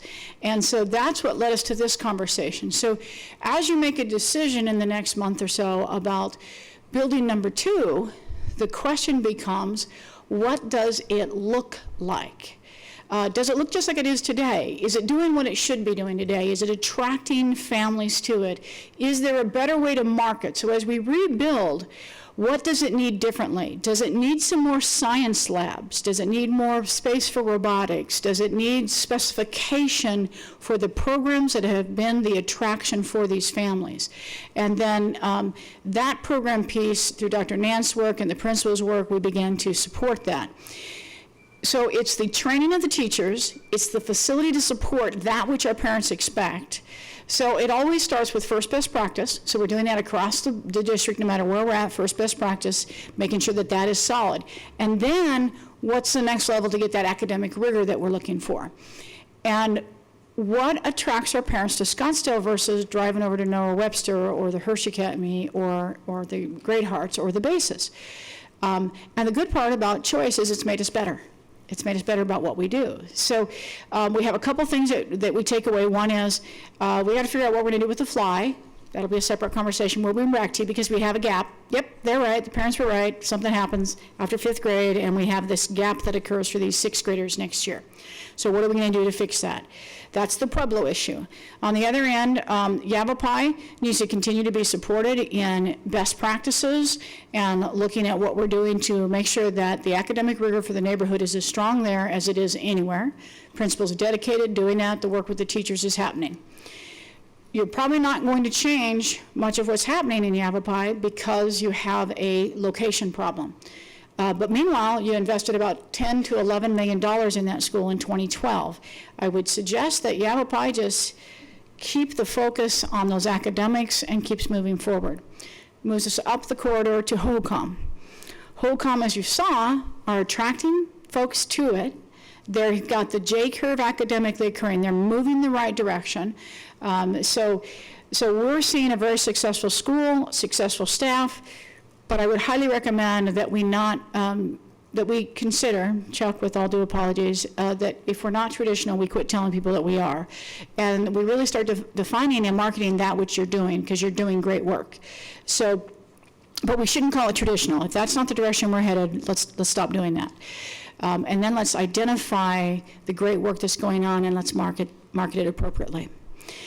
We move up the corridor and we come into Pima. Again, Pima's numbers look very similar to HOCOM. People are choosing to come to Pima. And yet, when I pull the sheet that Dr. Nance did for us at the front of their notebooks and we look at, well, what's the program? It's a comprehensive K-5. It's not a traditional. It's not a fly. It's just a really solid, has a history of being a very solid neighborhood comprehensive K-5. The question is that going to keep it going forward for the future? So that's a question that we'll want to talk. We'll want to talk to the Pima community about its future. What will continue to attract families to come here? We want to talk to those parents who are choosing to come. We want to find out why they're choosing to come to Pima. What are their expectations? And then are we meeting those expectations? Because we know right now that's a choice school in the theory of the bigger choice school concept. Then we go up to Navajo, and we need to take a look at the things that are going on in Navajo and what's the success that's occurring. We have a lower population. We're pulling some from Pueblo, and then we go up to Pueblo and we say, okay, people are coming to Pueblo like they are Cheyenne, and they're coming from all over to go to this school. But how do we maintain that and not stay in decline and make sure that we support Pueblo and its advancements? So there's a couple things one could do. One could say, are there other families in our district not having that opportunity because maybe transportation doesn't exist? So in talking with some folks from Tonalea, one of the concerns in Tonalea is that it's very difficult to catch the city bus. It drops you a half a mile from Pueblo, and little kids aren't going to walk the half a mile. It's not the safe thing to do. So should we be running a bus down from Tonalea to help the families who would like bilingual to be able to come up to Pueblo? That might be one solution that we talk about. The other is, in looking at the fly, and now I'm going to go to the board for a minute, but I'm going to just show you something. I'll talk louder now, use my gym voice. So you have a K-5, and this is your Spanish immersion that's occurring right now. That's Pueblo. 6th grade kids. And in 6th grade, we go to Mojave. But we're not continuing the fly. And then you have 7, 8, and 9, 12. And at the high school level, you have the opportunity to take Spanish 1, 2, 3, 4, 5, 6, 7, 8, 9,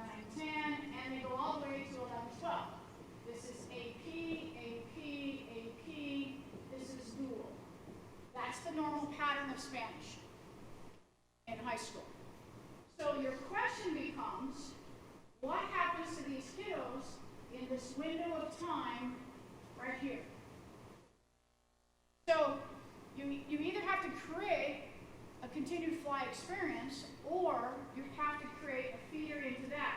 So one of the things you will see sometimes is you will see one of two things occur. You will see a Spanish 1 and a Spanish 2.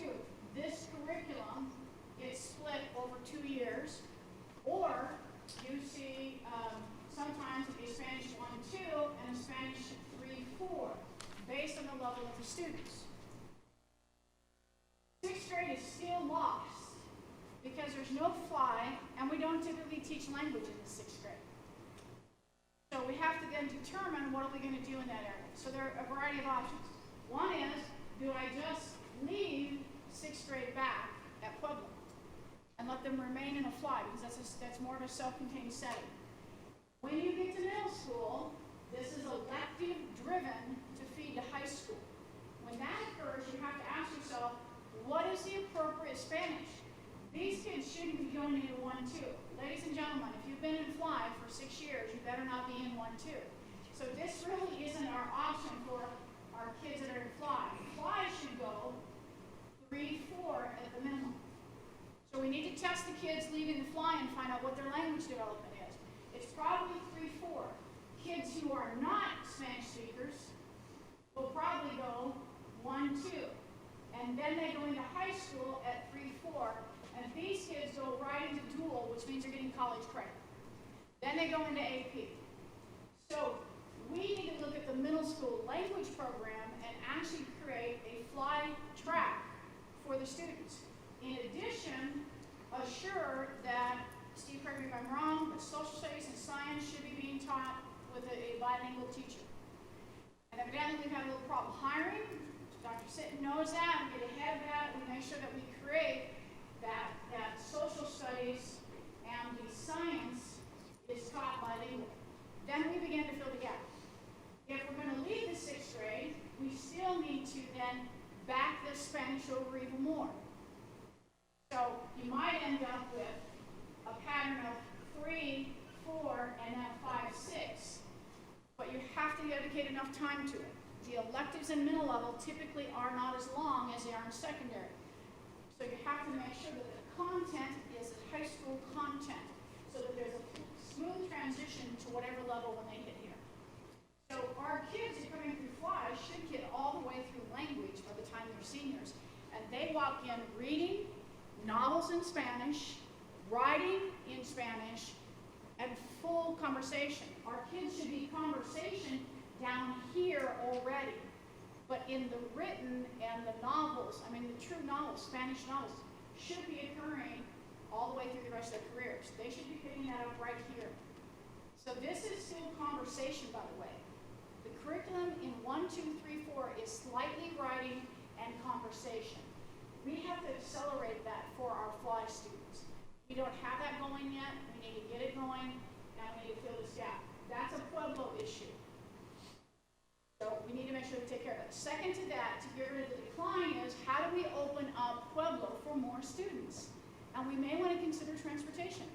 We may want to say, not only is it we're going to transport this bottom portion where we get clogged up because of too many cars on the road, but we might want to come down to the south and say, and what we typically do are these are shuttles. You know, we have a shuttle at spot number 1, or maybe there's a shuttle that comes from Hohokam, and there's a shuttle that comes from Tonalea that says if you get to Tonalea, Mr. Cook's going to make sure that you get on up to Pueblo, so that we can actually take these smaller kids and give them a nice, safe transport to a bilingual education. And that then becomes a parent choice that is fully vested across the district. Mr. O'Brien, we run buses in Cheyenne, is that correct?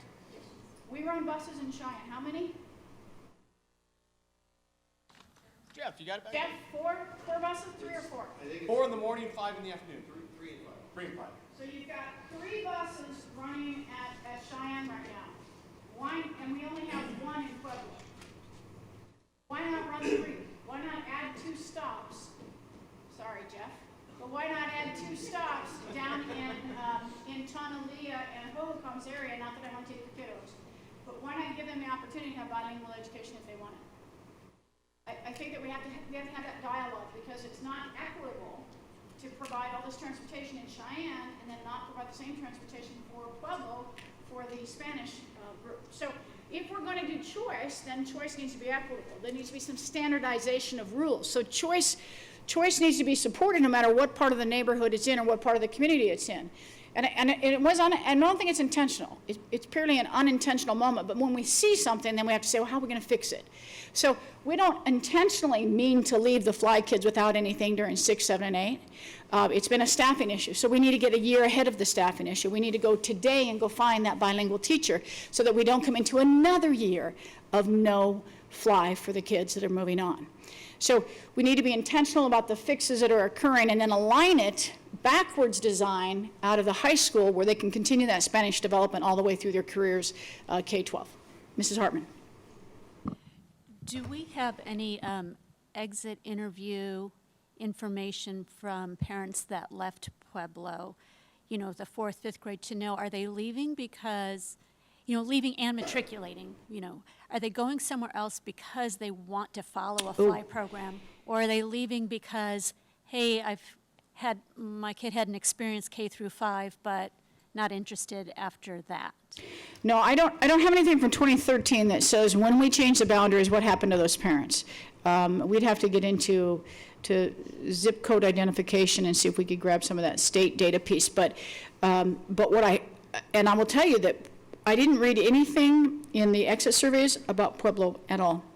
Nothing in there about Pueblo. I did read some things about Cheyenne and the choice schooling there, and I will tell you that what I read is it was more rigorous than I thought it would be.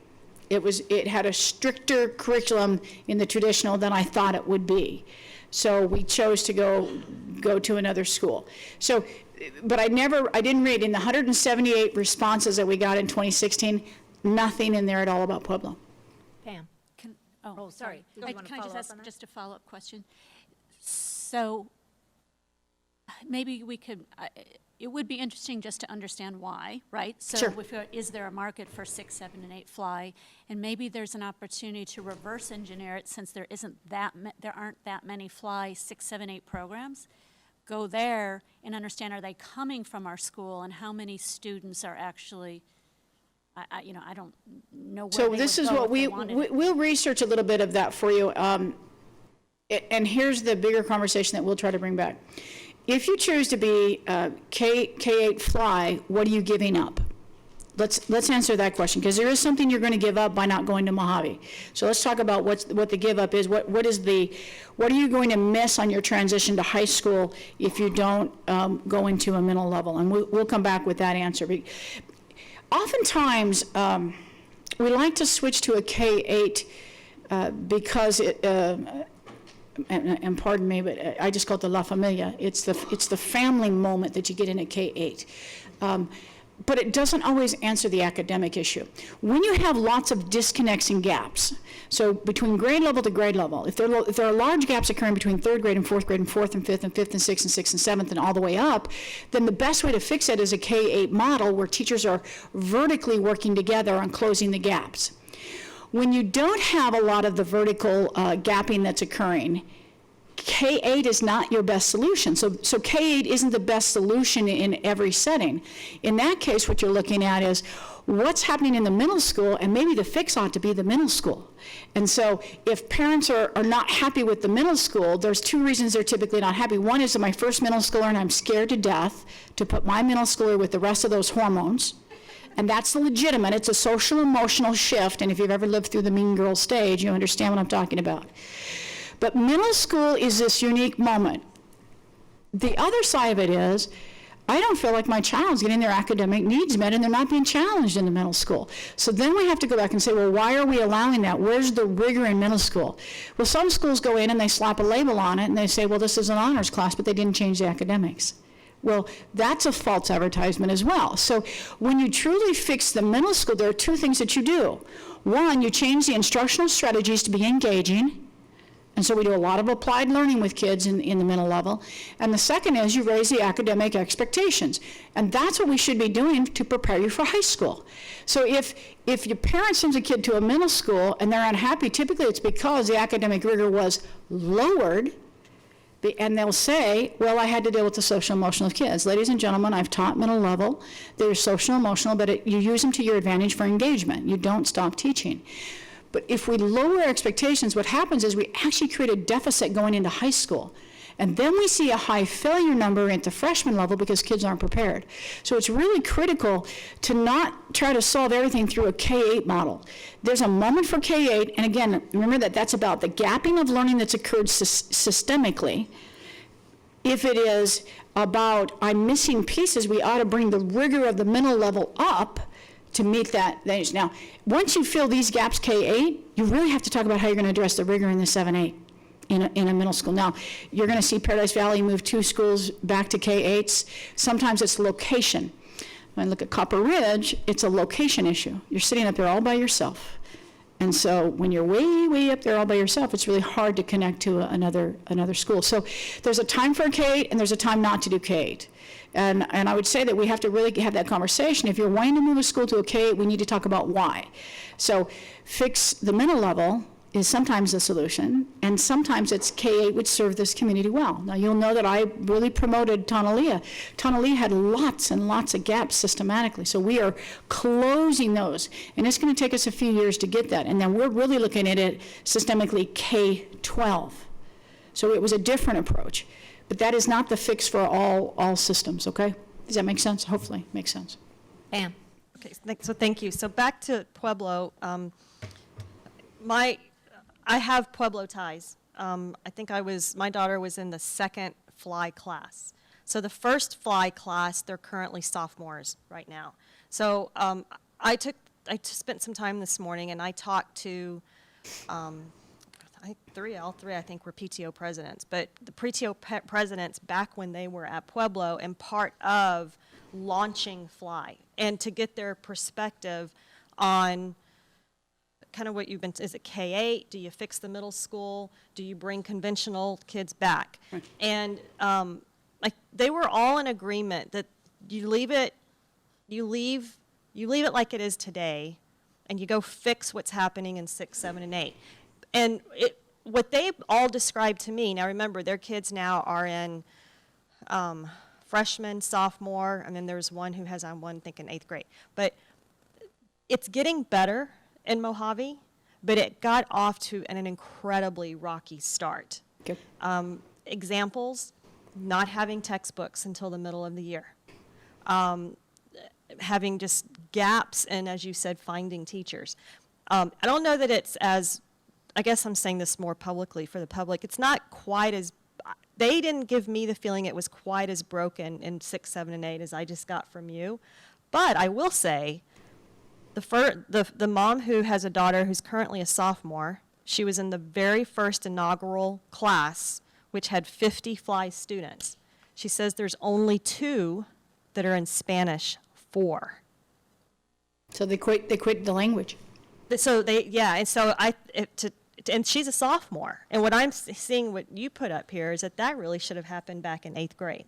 So I personally think that if we could shore up the program in 6, 7, and 8 and really define it and communicate it effectively. And it's communication of here's what you can take, here's the high school credit you can get, because I even got questions from them today. Should I have gotten high school credit when I was in 8th grade? Well, I don't know. Did you ask? Well, I thought I was supposed to, but then I never did. It's just little things like that. So rather than undo what we just did 2 years ago, which is take the conventional strand out, I would prefer personally to try to fix what we're doing today and make it even stronger. So if I can add one more layer to that. If we're doing middle level correct,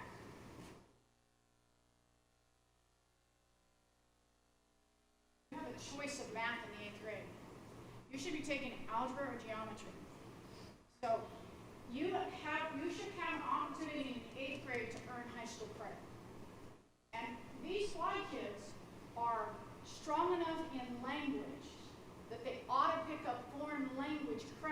high school in middle level, therefore meeting the college requirement of 2 credits of language before you hit high school, if we're doing that gap correctly. So if you fix the middle school gap, you actually create the ability for the students to accelerate more when they hit high school, because guess what? They have a gift that no one else has.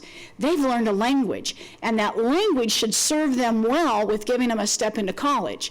And so, yes, we need to fix the middle level, because if a child sits out for 2 years, they're less likely to take a foreign language in high school. So if we're not allowing them to continue the language development and give them some high school credit in the middle level, what we've done is we've lost our upper level languages at the high school, if that makes sense to you. And to that point, the one thing that they were all consistently saying is what the trajectory that was described to us when we were at Pueblo of what was supposed to happen at Mojave isn't at all what happened. So I think it was well intended. Yes. The vision was, it just, the execution didn't happen. Thank you. As solidly as it could happen. Yeah, and for the public, let me say this. When I'm describing these things, it's not being critical of any one program, but as we go out and we try to build a really great program, sometimes we miss a step. And it's okay to go back and say, let's do this piece again, and let's do it better this time. So, Grade Fly program, Jesse, you're here. Obviously, from the attendance, you see that people are choosing to go to Pueblo. They want this program. It's a popular program. What we need to do now is let's fix that middle level and make sure that we're meeting those needs and that we're looking at where it's legal to give high school credit. Let's get some high school credit, which incentivizes a child to stay in language and continue that wonderful development that creates that language. And we're going to see that as we build the Mandarin program. We're going to have to make sure that the Mandarin is a K-12 initiative, not just a Desert Canyon Elementary School program, because we're going to need Mandarin in the middle level to really do right by the kids so that they can continue the Mandarin studies when they hit the high school at Desert Mountain and have that global language. So it's not a criticism, again, of Mojave or any other middle schools, but sometimes when we pull back the curtain and the Wizard of Oz isn't quite the wizard, we got to go back in and fix it and make sure that it works. Pam. Okay, so I'm going to, part of the reason we're here today is because we were, our last meeting, trying to decide as a board, what is the next school to be rebuilt? Yes. And I requested this conversation because of exactly what you just said. It's not just the physical building, it's what's happening inside. And it was important to me along the Granite Reef corridor that we began to answer what's going to happen inside each of these schools so that the first thing we do 2 years later, we said, oh, we shouldn't have done that because we never talked about the bigger vision, right? So if I could bring it back to that, to that original question, and let's just talk about it first from just the physical facility. I took the opportunity and I toured all the schools myself, Yavapai, Pima, I'm familiar with Kiva, I'm familiar with Pueblo, and Hohokam, and the exercise that the board went through where we prioritized the schools, Hopi came out first and Hohokam was second. My tour validated No, that. actually it's reversed. Hohokam was actually first. Oh. But we had academic decisions to make about Hohokam, so Okay, okay. we moved it second. So we moved it, okay. So still, Hohokam's still in the top two. Yes, still in the And- top two. And it validated my tour, that I do believe Hohokam is in the top two. The question that now that I'm wondering is, where is Hohokam on wanting to be traditional? Just because they're not today doesn't mean that they may not want to be in the future. And then the K8, K5 question. And I don't know if staff's prepared to have conversations on that, either one of those today. Chuck, are you comfortable enough coming up and having a visit with the board? So we've had some visits. All right, so you need to know this principal knows that I believe he does a great job. He's forthright, he's very honest about, he's in very good communication with his community. He has great understanding of his teachers. And there is no pressure from us at all, so for the public, of what Hohokam wants to be. We know what they're doing today is successful. What we'd like to know is, have you dreamed about the future? That is quite an open-ended prompt. Well, I think our vision for the future is to continue to do what we're doing, because I think we're doing pretty well. Dr. McCauley has shared some data with us that shows that we're beating like schools. So we want to continue to do that. We're obviously looking to always improve and do better. So we're working on first best instruction and really looking at the college and career readiness standards and making sure we're implementing those things, which is kind of how we ended up kind of shifting away from Saxon math, which we were doing, because we were kind of doing round peg, square hole there, and it just wasn't efficiently meeting our needs as a staff. We were working extra hard to make it work for college and career readiness standards, and that, as a building leader, my teachers work very hard, and I don't need to make their job any harder than it has to be. So, short answer, do you have a desire to be a traditional school? Do you think your teachers want to be a traditional school? How's that? I think the traditional is a name for us, and I don't know that we would want to do that especially with what Dr. Nance spelled out. I don't think the staff is interested in doing what's right for kids, and I don't know for our community is what's right for kids. Saxon, Spalding, 80% direct instruction. What's the fourth? Desks and rows. And we don't have a lot of desks and rows anymore. A couple teachers do, but they're still doing a lot of heads together, cooperative learning strategies. So did I answer your question? I did. You did, and I'm not putting him on the spot, because the reality is Dr. Nance has had some conversations, Dr. McNeil, and I knew the answer before he said it, so I don't want to speak for him. He's just in very good touch with his community. He's in very good touch with his teachers. So clearly what he's saying is, look, we want to keep going with what we're doing. Traditional is not what we believe is the best fit for our community. If you would support us in continuing to grow just like we are, and we commend you for the work that you've been doing, Chuck, and so we appreciate that. Thank you.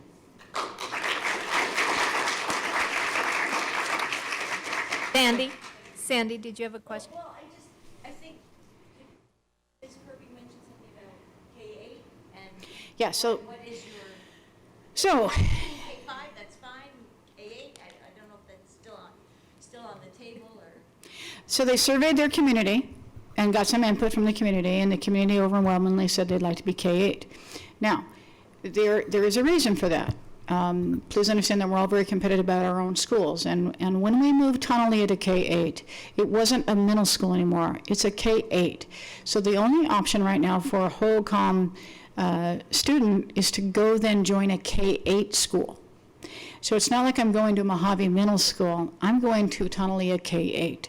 So if I misspeak here, I think there was a heavy motivation of, if we're going to send them to a K, why aren't we just a K-8? If that makes logical sense. So that becomes a bit of concern. So the question becomes, what is in the best interest, both academically, to meet the needs? There is not a middle school in the South right now. There's Tonalea K-8. Tonalea K-8, the N is very, very full. We have lots of students, and even though some kids are from the same neighborhoods and et cetera, the bottom line is we're still very much identified to our school. So I think it's a bigger question, but the community parent survey, English, Spanish, both, overwhelmingly said they wanted to be a K-8. So it's something for the board to take under consideration. It's not something to decide tonight, however. Yes, Chuck, go ahead and add, yeah, please. So what we did is we surveyed initially just to get a general interest, and then we went back and surveyed again, kind of asking, not for 100% commitment, because that's not realistic to expect, but we presented the pros and the cons of a K-8, and there are definitely drawbacks to 6th, 7th, and 8th grade in a K-8 setting. So we wanted to make sure that our community clearly understood that before making that commitment, if you will, and then we resurveyed all 5th grade. Obviously the 5th grade parents who attended our meetings, we had that data right away, and then we followed up with phone calls to those that weren't in attendance, and we've got 54 solid we're in if 6th grade's offered at HOCOM. So 54 of our current 5th grade students are set to do 6th grade if it's offered at HOCOM next year. Total number of of currently, about 72, I think, right now, 73. And some of that's just the nature of where we are in the year, and we were kind of planning on doing this or that already. I would anticipate if we were to go K-8, that the next year we'd have a full 3 sections going to move up. Allison. Thank you for doing that parent survey. I think that's so important. I'd like to ask you, as the educator, and you've been there for quite a while, do you think going to a K-8 will improve the academics for the 6th, 7th, and 8th graders? Well, it's going to be academic it's going to be an improvement over what we have right now, right? Because there's nothing at 6th, 7th, and 8th at OCOM. So 100% improvement. Will that model further the J-curve that you have, the going in the right direction? Or do you think it would hurt? Proponents of a K would say, yeah, because you've got that cohort that's going to stay together. They already know each other. We know those students, and we know what they need. And that's part of the magic of what we're doing. Teachers are nodding their heads in the back of the room now. We know the kids, we know what they need, and we can push them. And she mentioned the rigor being an important component of why people choose schools, and I believe we have that at Hohokam. Thank you. Pam. So at some point, we will probably relatively soon need to take action on, not today, but take action on what the next rebuild is. And if that next rebuild were to be Hohokam, we would need to know very shortly thereafter, is it going to be rebuilt as a K-5 or a K-8, correct?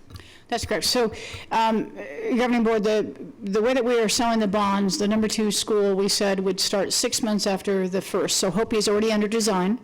We've begun the meeting with the principal, and then soon we'll begin the meetings with the parents. So within 6 months, we would want to now, saying that, you want to pick an architect, you want to get people assigned, you want to go through the things the board needs to do. So if we're going to hit that time frame, probably here in February, we'd like the board to make a decision. It is February, isn't it? It is February. So here in February, we probably want you to make a decision, probably on February the 14th, to say if the board is comfortable enough to make a decision about the number 2 school. Now, once you make that decision, we then have a little bit of time to then make a decision. So probably somewhere in March or April, we need you to make a decision on whether it's a K-8, a K-5, what the model is, because then that plays into the design process.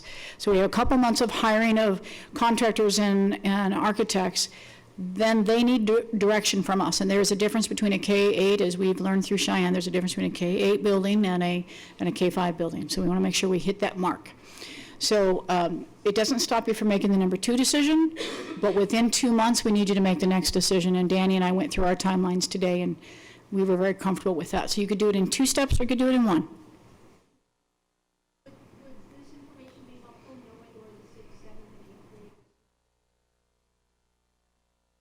Yes.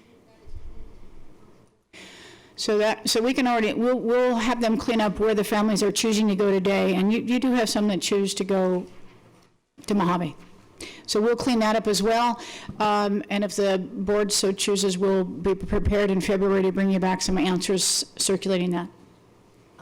Okay, and I'll add on that as well, but first, Allison. So then that brings up the question, will Yavapai,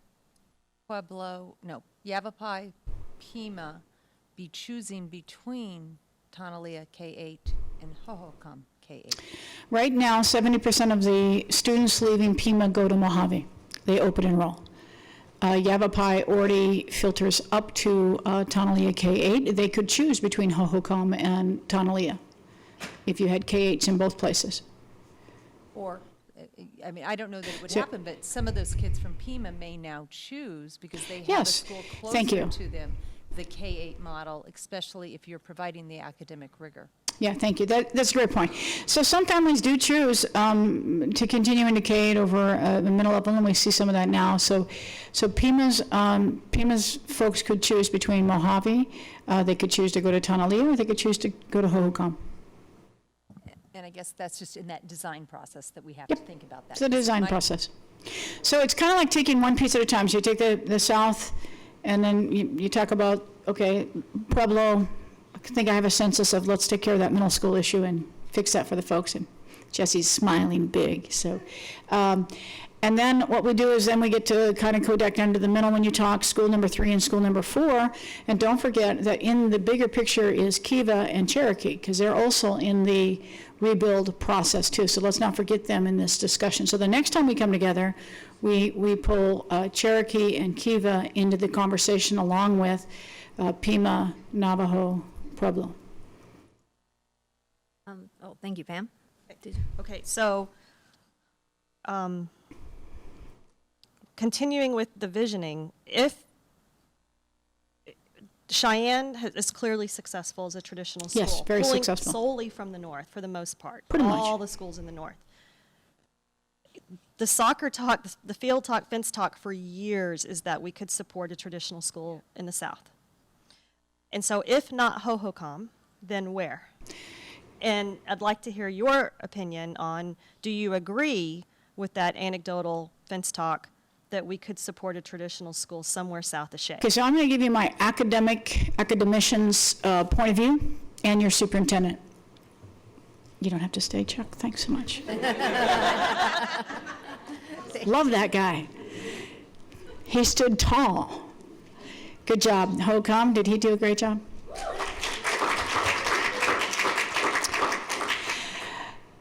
So I look at Cheyenne and how they draw. I look at Pueblo and how they draw. I look at Hohokam and how they draw. The next southern school that's doing a great deal of drawing is Pima. And one ought to go into Pima, talk to the community, talk to the community that chooses to go today, along with taking a look, and we have one of the best historians on our team about what has existed over time. And the reality is, when I look at Pima, it's the next largest draw in the South, and we should probably take very serious consideration to asking the community about it being a traditional. Now, that said, though, I would make a recommendation if we chose to go that way. I would choose to use more of what the Chandler model is, which is don't change your boundaries. Keep Pima's boundaries the same. Don't open it up like Cheyenne. It is a traditional school that has a boundary, but people can choose to come into it because it is a specialized program. Now, the great part about Hohokam being an outstanding school is the fact that if a parent didn't want traditional, you got a great school that's not too far away, just south, that's slated for a rebuild, that's got a great robotics program, that's doing some terrific work. We see the academic achievement going up, and a parent would have a nice choice there. So for every parent who would choose to come in, I believe there's a space if a parent chose to go out. So you always, anytime you're going to change a program, you want a good choice for a parent. Just as strong a choice that if I don't want traditional because of those complaints I read about some of the parents who didn't like Cheyenne because of the structure, where's the next option and is it very far away? And in this case, Hohokam would not be far away. The other reason that Pima comes to my mind is the fact that Pima has the best land to build a K-8. Because a traditional school is a K-8. There's a larger parcel of land there in comparison to some of the other schools. So you got 18 acres. That allows us to give that full gymnasium in science to it. I'm not going to make that mistake in my career. But we want to make sure that we build the buildings to support a full traditional school. I sincerely believe that a traditional academy in the South is just as valid as a traditional academy in the North, because I've seen it all over Chandler, I've seen it in Higley, I've seen it in Dysart. A Chandler traditional school, of which they have 8, have typically 200 student waiting lists to get into, because they're still that popular with parents. And I think there was a time when we were talking with Grace, the principal up in Cheyenne, and said, if we built it bigger, even more would come. And they're right, but there comes a moment of large is large, and there are already 1,000 students. So I do believe that we in Scottsdale could, I think we would not only draw from within Scottsdale Southern, I think we would draw from the middle of our boundary. I think we would draw from other learning communities as well, who don't want to drive all the way north, but want that rigor, and I think it could happen. And I have not talked to the principal, so I apologize, Amy, catching you totally off guard here. Put my little superintendent hat on there. So it would be exciting, but I say that totally cold on what I look at, and I would want to go out and talk to the community. I'd want Amy to get engaged with the community, talk to them, talk to the staff. I believe my conversation with Dr. Nance today was there's probably still some teachers who were there in the day when they did Saxon, and I don't want to speak for, did you do Spalding? Not Saxon, Spalding. And so some of the training, there are people who have experienced some of what would be considered traditional that are actually still in the school that would help the teachers understand what it is to do that kind of rigor. So certainly something to consider. And, well, if I can add, being the much lesser of the historian of Pima sitting here at this table, I would like to add that historical sense of it because it's true. We were very familiar with Spalding back in the day when Dr. Nance was principal. The behavior of students, the parent involvement, all very close to those things. The principal there used to say we were this close to traditional as it was. And when I hear tonight the talk of the reputation that Pima has, very solid, and that kind of long-standing, that why is that draw? I thoroughly believe it is the reputation that was built during those times, in those years, where that kind of curriculum was just working there in that community. And so I would stress that as well as those conversations go forward. Well, thank you. And I think that the culture of parent engagement, from my experiences of being in Pima and talking with the principal, the parents are still heavily engaged in Pima, and that is a component for a successful traditional. As you know, we have heavy parent engagement up in Cheyenne. It is modeled perfect to traditional. Thank you. It's great.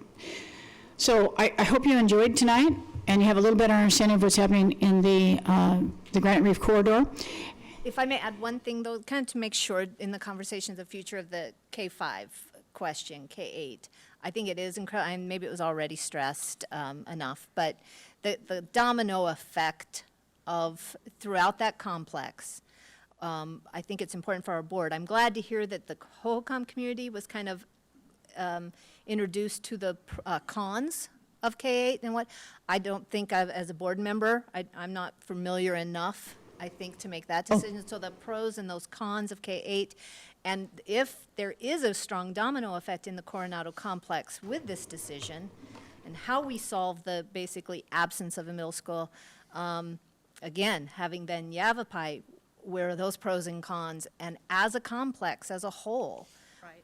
what problems could we see, what deficits could we see, how are we maybe shortchanging that entire community if we go forward with this? I just think that's a really important component. We definitely don't want to do that. No. Dr. Nance, are you prepared to actually have that conversation this evening so they hear the pros and cons? I don't have a presentation. So we could do that at the board work study. We could do it at the work study. Good. Just briefly, the cons all deal with numbers.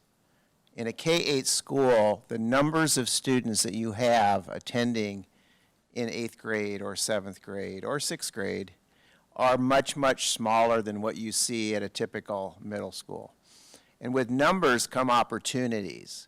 And opportunities mean electives, it means honors level classes, it means higher level math, it means world languages that are very, very difficult to offer students when the numbers of students are so small. So most of the cons deal with lack of having enough students to do what you could do in a larger school. So you do, one of the things that we've been talking about this past week is that there are students at Tonalea who should be bused over to Coronado because they're geometry level students, but there's not enough to make a class. So then you need to move them over to the high school and let them take that course and not hold them back mathematically. Or sometimes there's not even enough to make an algebra class because there aren't enough students today to do that. And therefore, we have to figure out a way to resolve those issues and make sure we're still meeting the needs of those different levels of students. So we're going to keep working on those issues. They're not impossible, but it makes it much more difficult. The other place you're going to hear from is you'll hear from the arts. So let me not forget my friends in the arts. Because you don't have as large a band, and therefore, how does that affect the feeder program into the secondary level? So we see that issue that comes up when you have K-8s versus middle level. So Pam? So today at Tonalea K-8 and 6, 7, and 8, we're still treating those grades as if it was a middle school from the extracurricular perspective. So they still have a soccer team, and they still have a band, correct? Correct. But in a K-8, a real purely modeled K-8, they don't have the numbers to field the soccer team. Well, and again, it's a numbers issue, and I know Dr. McNeil's been working on some ideas as to how you can increase the opportunities for extracurricular activities at K-8 schools. It may be K-8 schools playing other K-8 schools in athletics rather than being involved with other middle schools. And I know that work's going on right now. Yeah, But again, it's numbers. Yeah, the athletic side is somewhat resolved because more kids get more playing. But you have to create a second league. So we are working with Cliff McKinsey on creating a league for the K-8s and pulling in Paradise Valley and saying, hey, would your K-8s like to play our K-8s versus our middle level playing your middle levels, because you can do that.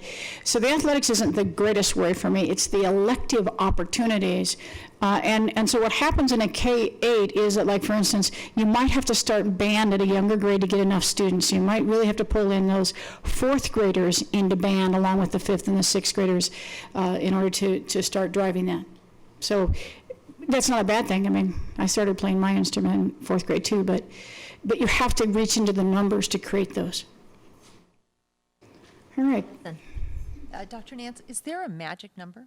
What is that magic number that meets the numbers where all of a sudden you can have world languages, you can have your Algebra 1 geometry, you can have your band? Oh, I can't give you a magic number, but I can tell you that, you have to look at a typical group of students. If you have 100 students, you may have 20 that might be ready for the higher level math. You may have, I don't know how many of them would want a world language, but as Chuck had mentioned, 54, you may have 6 or 7 that are ready for that. And are we going to bring a teacher in to do an algebra class of 7 kids, or do we have to look elsewhere? World language, unless all students are taking it, can you bring a teacher to work with just a small number of kids? Sure, you can. It becomes a little cost prohibitive at times, so I can't give you a... It's not impossible, but when you have 200 students and you have 4 sections, it's easy to create one advanced section. At the secondary level, the same thing occurs. When you have schools under 1,000, you have a very small advanced level curriculum. And we see that when you look at the numbers of AP courses offered at Coronado versus the number of AP courses offered at Chaparral. It's not because there are brighter children here and brighter children here. It's a numbers thing. You only have 1,000 you're selecting the percentiles out of versus you're selecting out of 2,200 kids. So the elective offerings in a high school that gets below 1,000 or stays around 1,200 is very different than when you can get them above 1,800. There are 3 times in high school where the entire culture and climate change. And one is at that above 1,000. You have it again that occurs above that 1,800. And then it shifts again if you get schools that get above 2,500, and they become very, very difficult to manage. But that sweet spot is above 1,800. If you get high schools above 1,800, you'll have the full gamut for all. You get below that, you play a numbers game of trying to create, and you might have physics AP this year, but you're not having it next year. And it's just more difficult to manage, and it costs a little bit more sometimes. Yeah. So, and if you don't know this off the top of your head, and it's just pure curiosity on my part, how many 6th graders are at Mojave? I don't know. Okay, I'll find that out. Yeah, we'll send you an overall enrollment. I thought we had 100-day, well, we didn't do the 100-day. We'll send you a 100-day count for the whole district. We just pulled the... We might have it in our books. I just can go back. Yeah. Top of the head, no. You think they stay around 300? I think it's about 900, about 300 each grade level. Yeah, because he's right about 1,000 kids. Yeah. So it's probably about 300 students that are in this 6th grade, 7th grade. Probably about 320, probably. Yeah. Better math. All right, well, I hope this was informative. I want to commend, before we leave, I just want to thank Dr. McCauley, Casey, just really great work to create systems that bring us data that we haven't seen before. Still working on it. I'm going to keep pounding that data. Mr. Cook, thank you for giving up your time and being here in case we had transportation questions, and Mr. O'Brien for all of your research as well. So. Can I add to that? Thank you. I Pam. just wanted to add to that as well. Thank you all. I've been waiting to have this conversation for literally 6 years, and my expectations were super high. And the whole administrative team, Mr. Rontal, you have all exceeded my expectations on this. And not only did you bring the data, but you took the time to interpret the data and help us see the same storyline that you all were seeing, and that is immensely valuable. So thank you. Well, we have great kids, we have great parents, we have systems going in the right direction. We want to meet their needs. So thank you for that opportunity.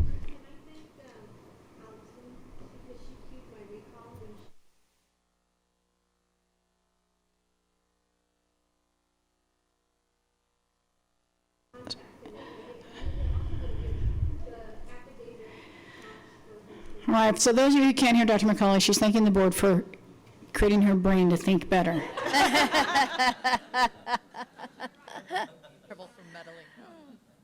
That's what we do, right, board? All righty. All right, thank you. And yes, thank you again to administration for bringing this conversation that it's been longer than 6 years in the making. It's been a long time, and I can attest, we took this conversation farther than it's been taken in all the time in the past to get combined. So thank you. Very, very optimistic as we move forward, that's for sure. We are drawing the roadmap of SUSD, and I'm excited about what it's looking like so far. All right, our next item, agenda item 4, future items. I think we highlighted some here already, obviously, the fly, possible busing to our schools of choice, obviously the K-8 HOCOM/Coronado complex, and capture rates. I'll just put a little footnote on the capture rate. I think it'll be important to me to understand, if you are looking at very old data, from census and those types of things, just how much weight we should put into it exactly. I'd like to reflect on that as those numbers come at us. And because again, yeah, how old is this picture? How blurry is this picture that we'd be looking at if we're trying to say it's our capture rate? That would just be my one footnote to that. Any other items that we want to add to that list? We've got a busy year ahead of us, but yes, go ahead, Allison.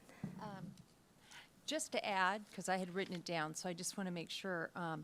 Sandy and I had the opportunity to visit Pueblo this morning, and I know that we talked about it. Very impressed with the program there. I had not personally been to their school to see how an immersion process works, and we got to go inside the classrooms, and Jackie gave us an incredible tour. So, I mean, it really was wonderful. So I'm very excited about that. So I just wanted to make sure that when we follow up with the FLY program, that we can really start to see this semester how you're going to follow up with it. Give us concrete examples of how you're changing it, what you're going to do. And if that's in the hiring process, and maybe give us a timeline of when that will be done so that we'll know it'll be at the start of next year, if that's when it would be. I'm not trying to put that pressure there, but of course I would love to see that for the students there, because I will tell you the students seemed really happy also. I Yeah. mean, not just happy, they were enthusiastic about learning. When we were in the class, they were engaged. It was great. Yes, I had the opportunity last spring as well to visit it, and I agree with your definition of the energy there and the pride there and the program.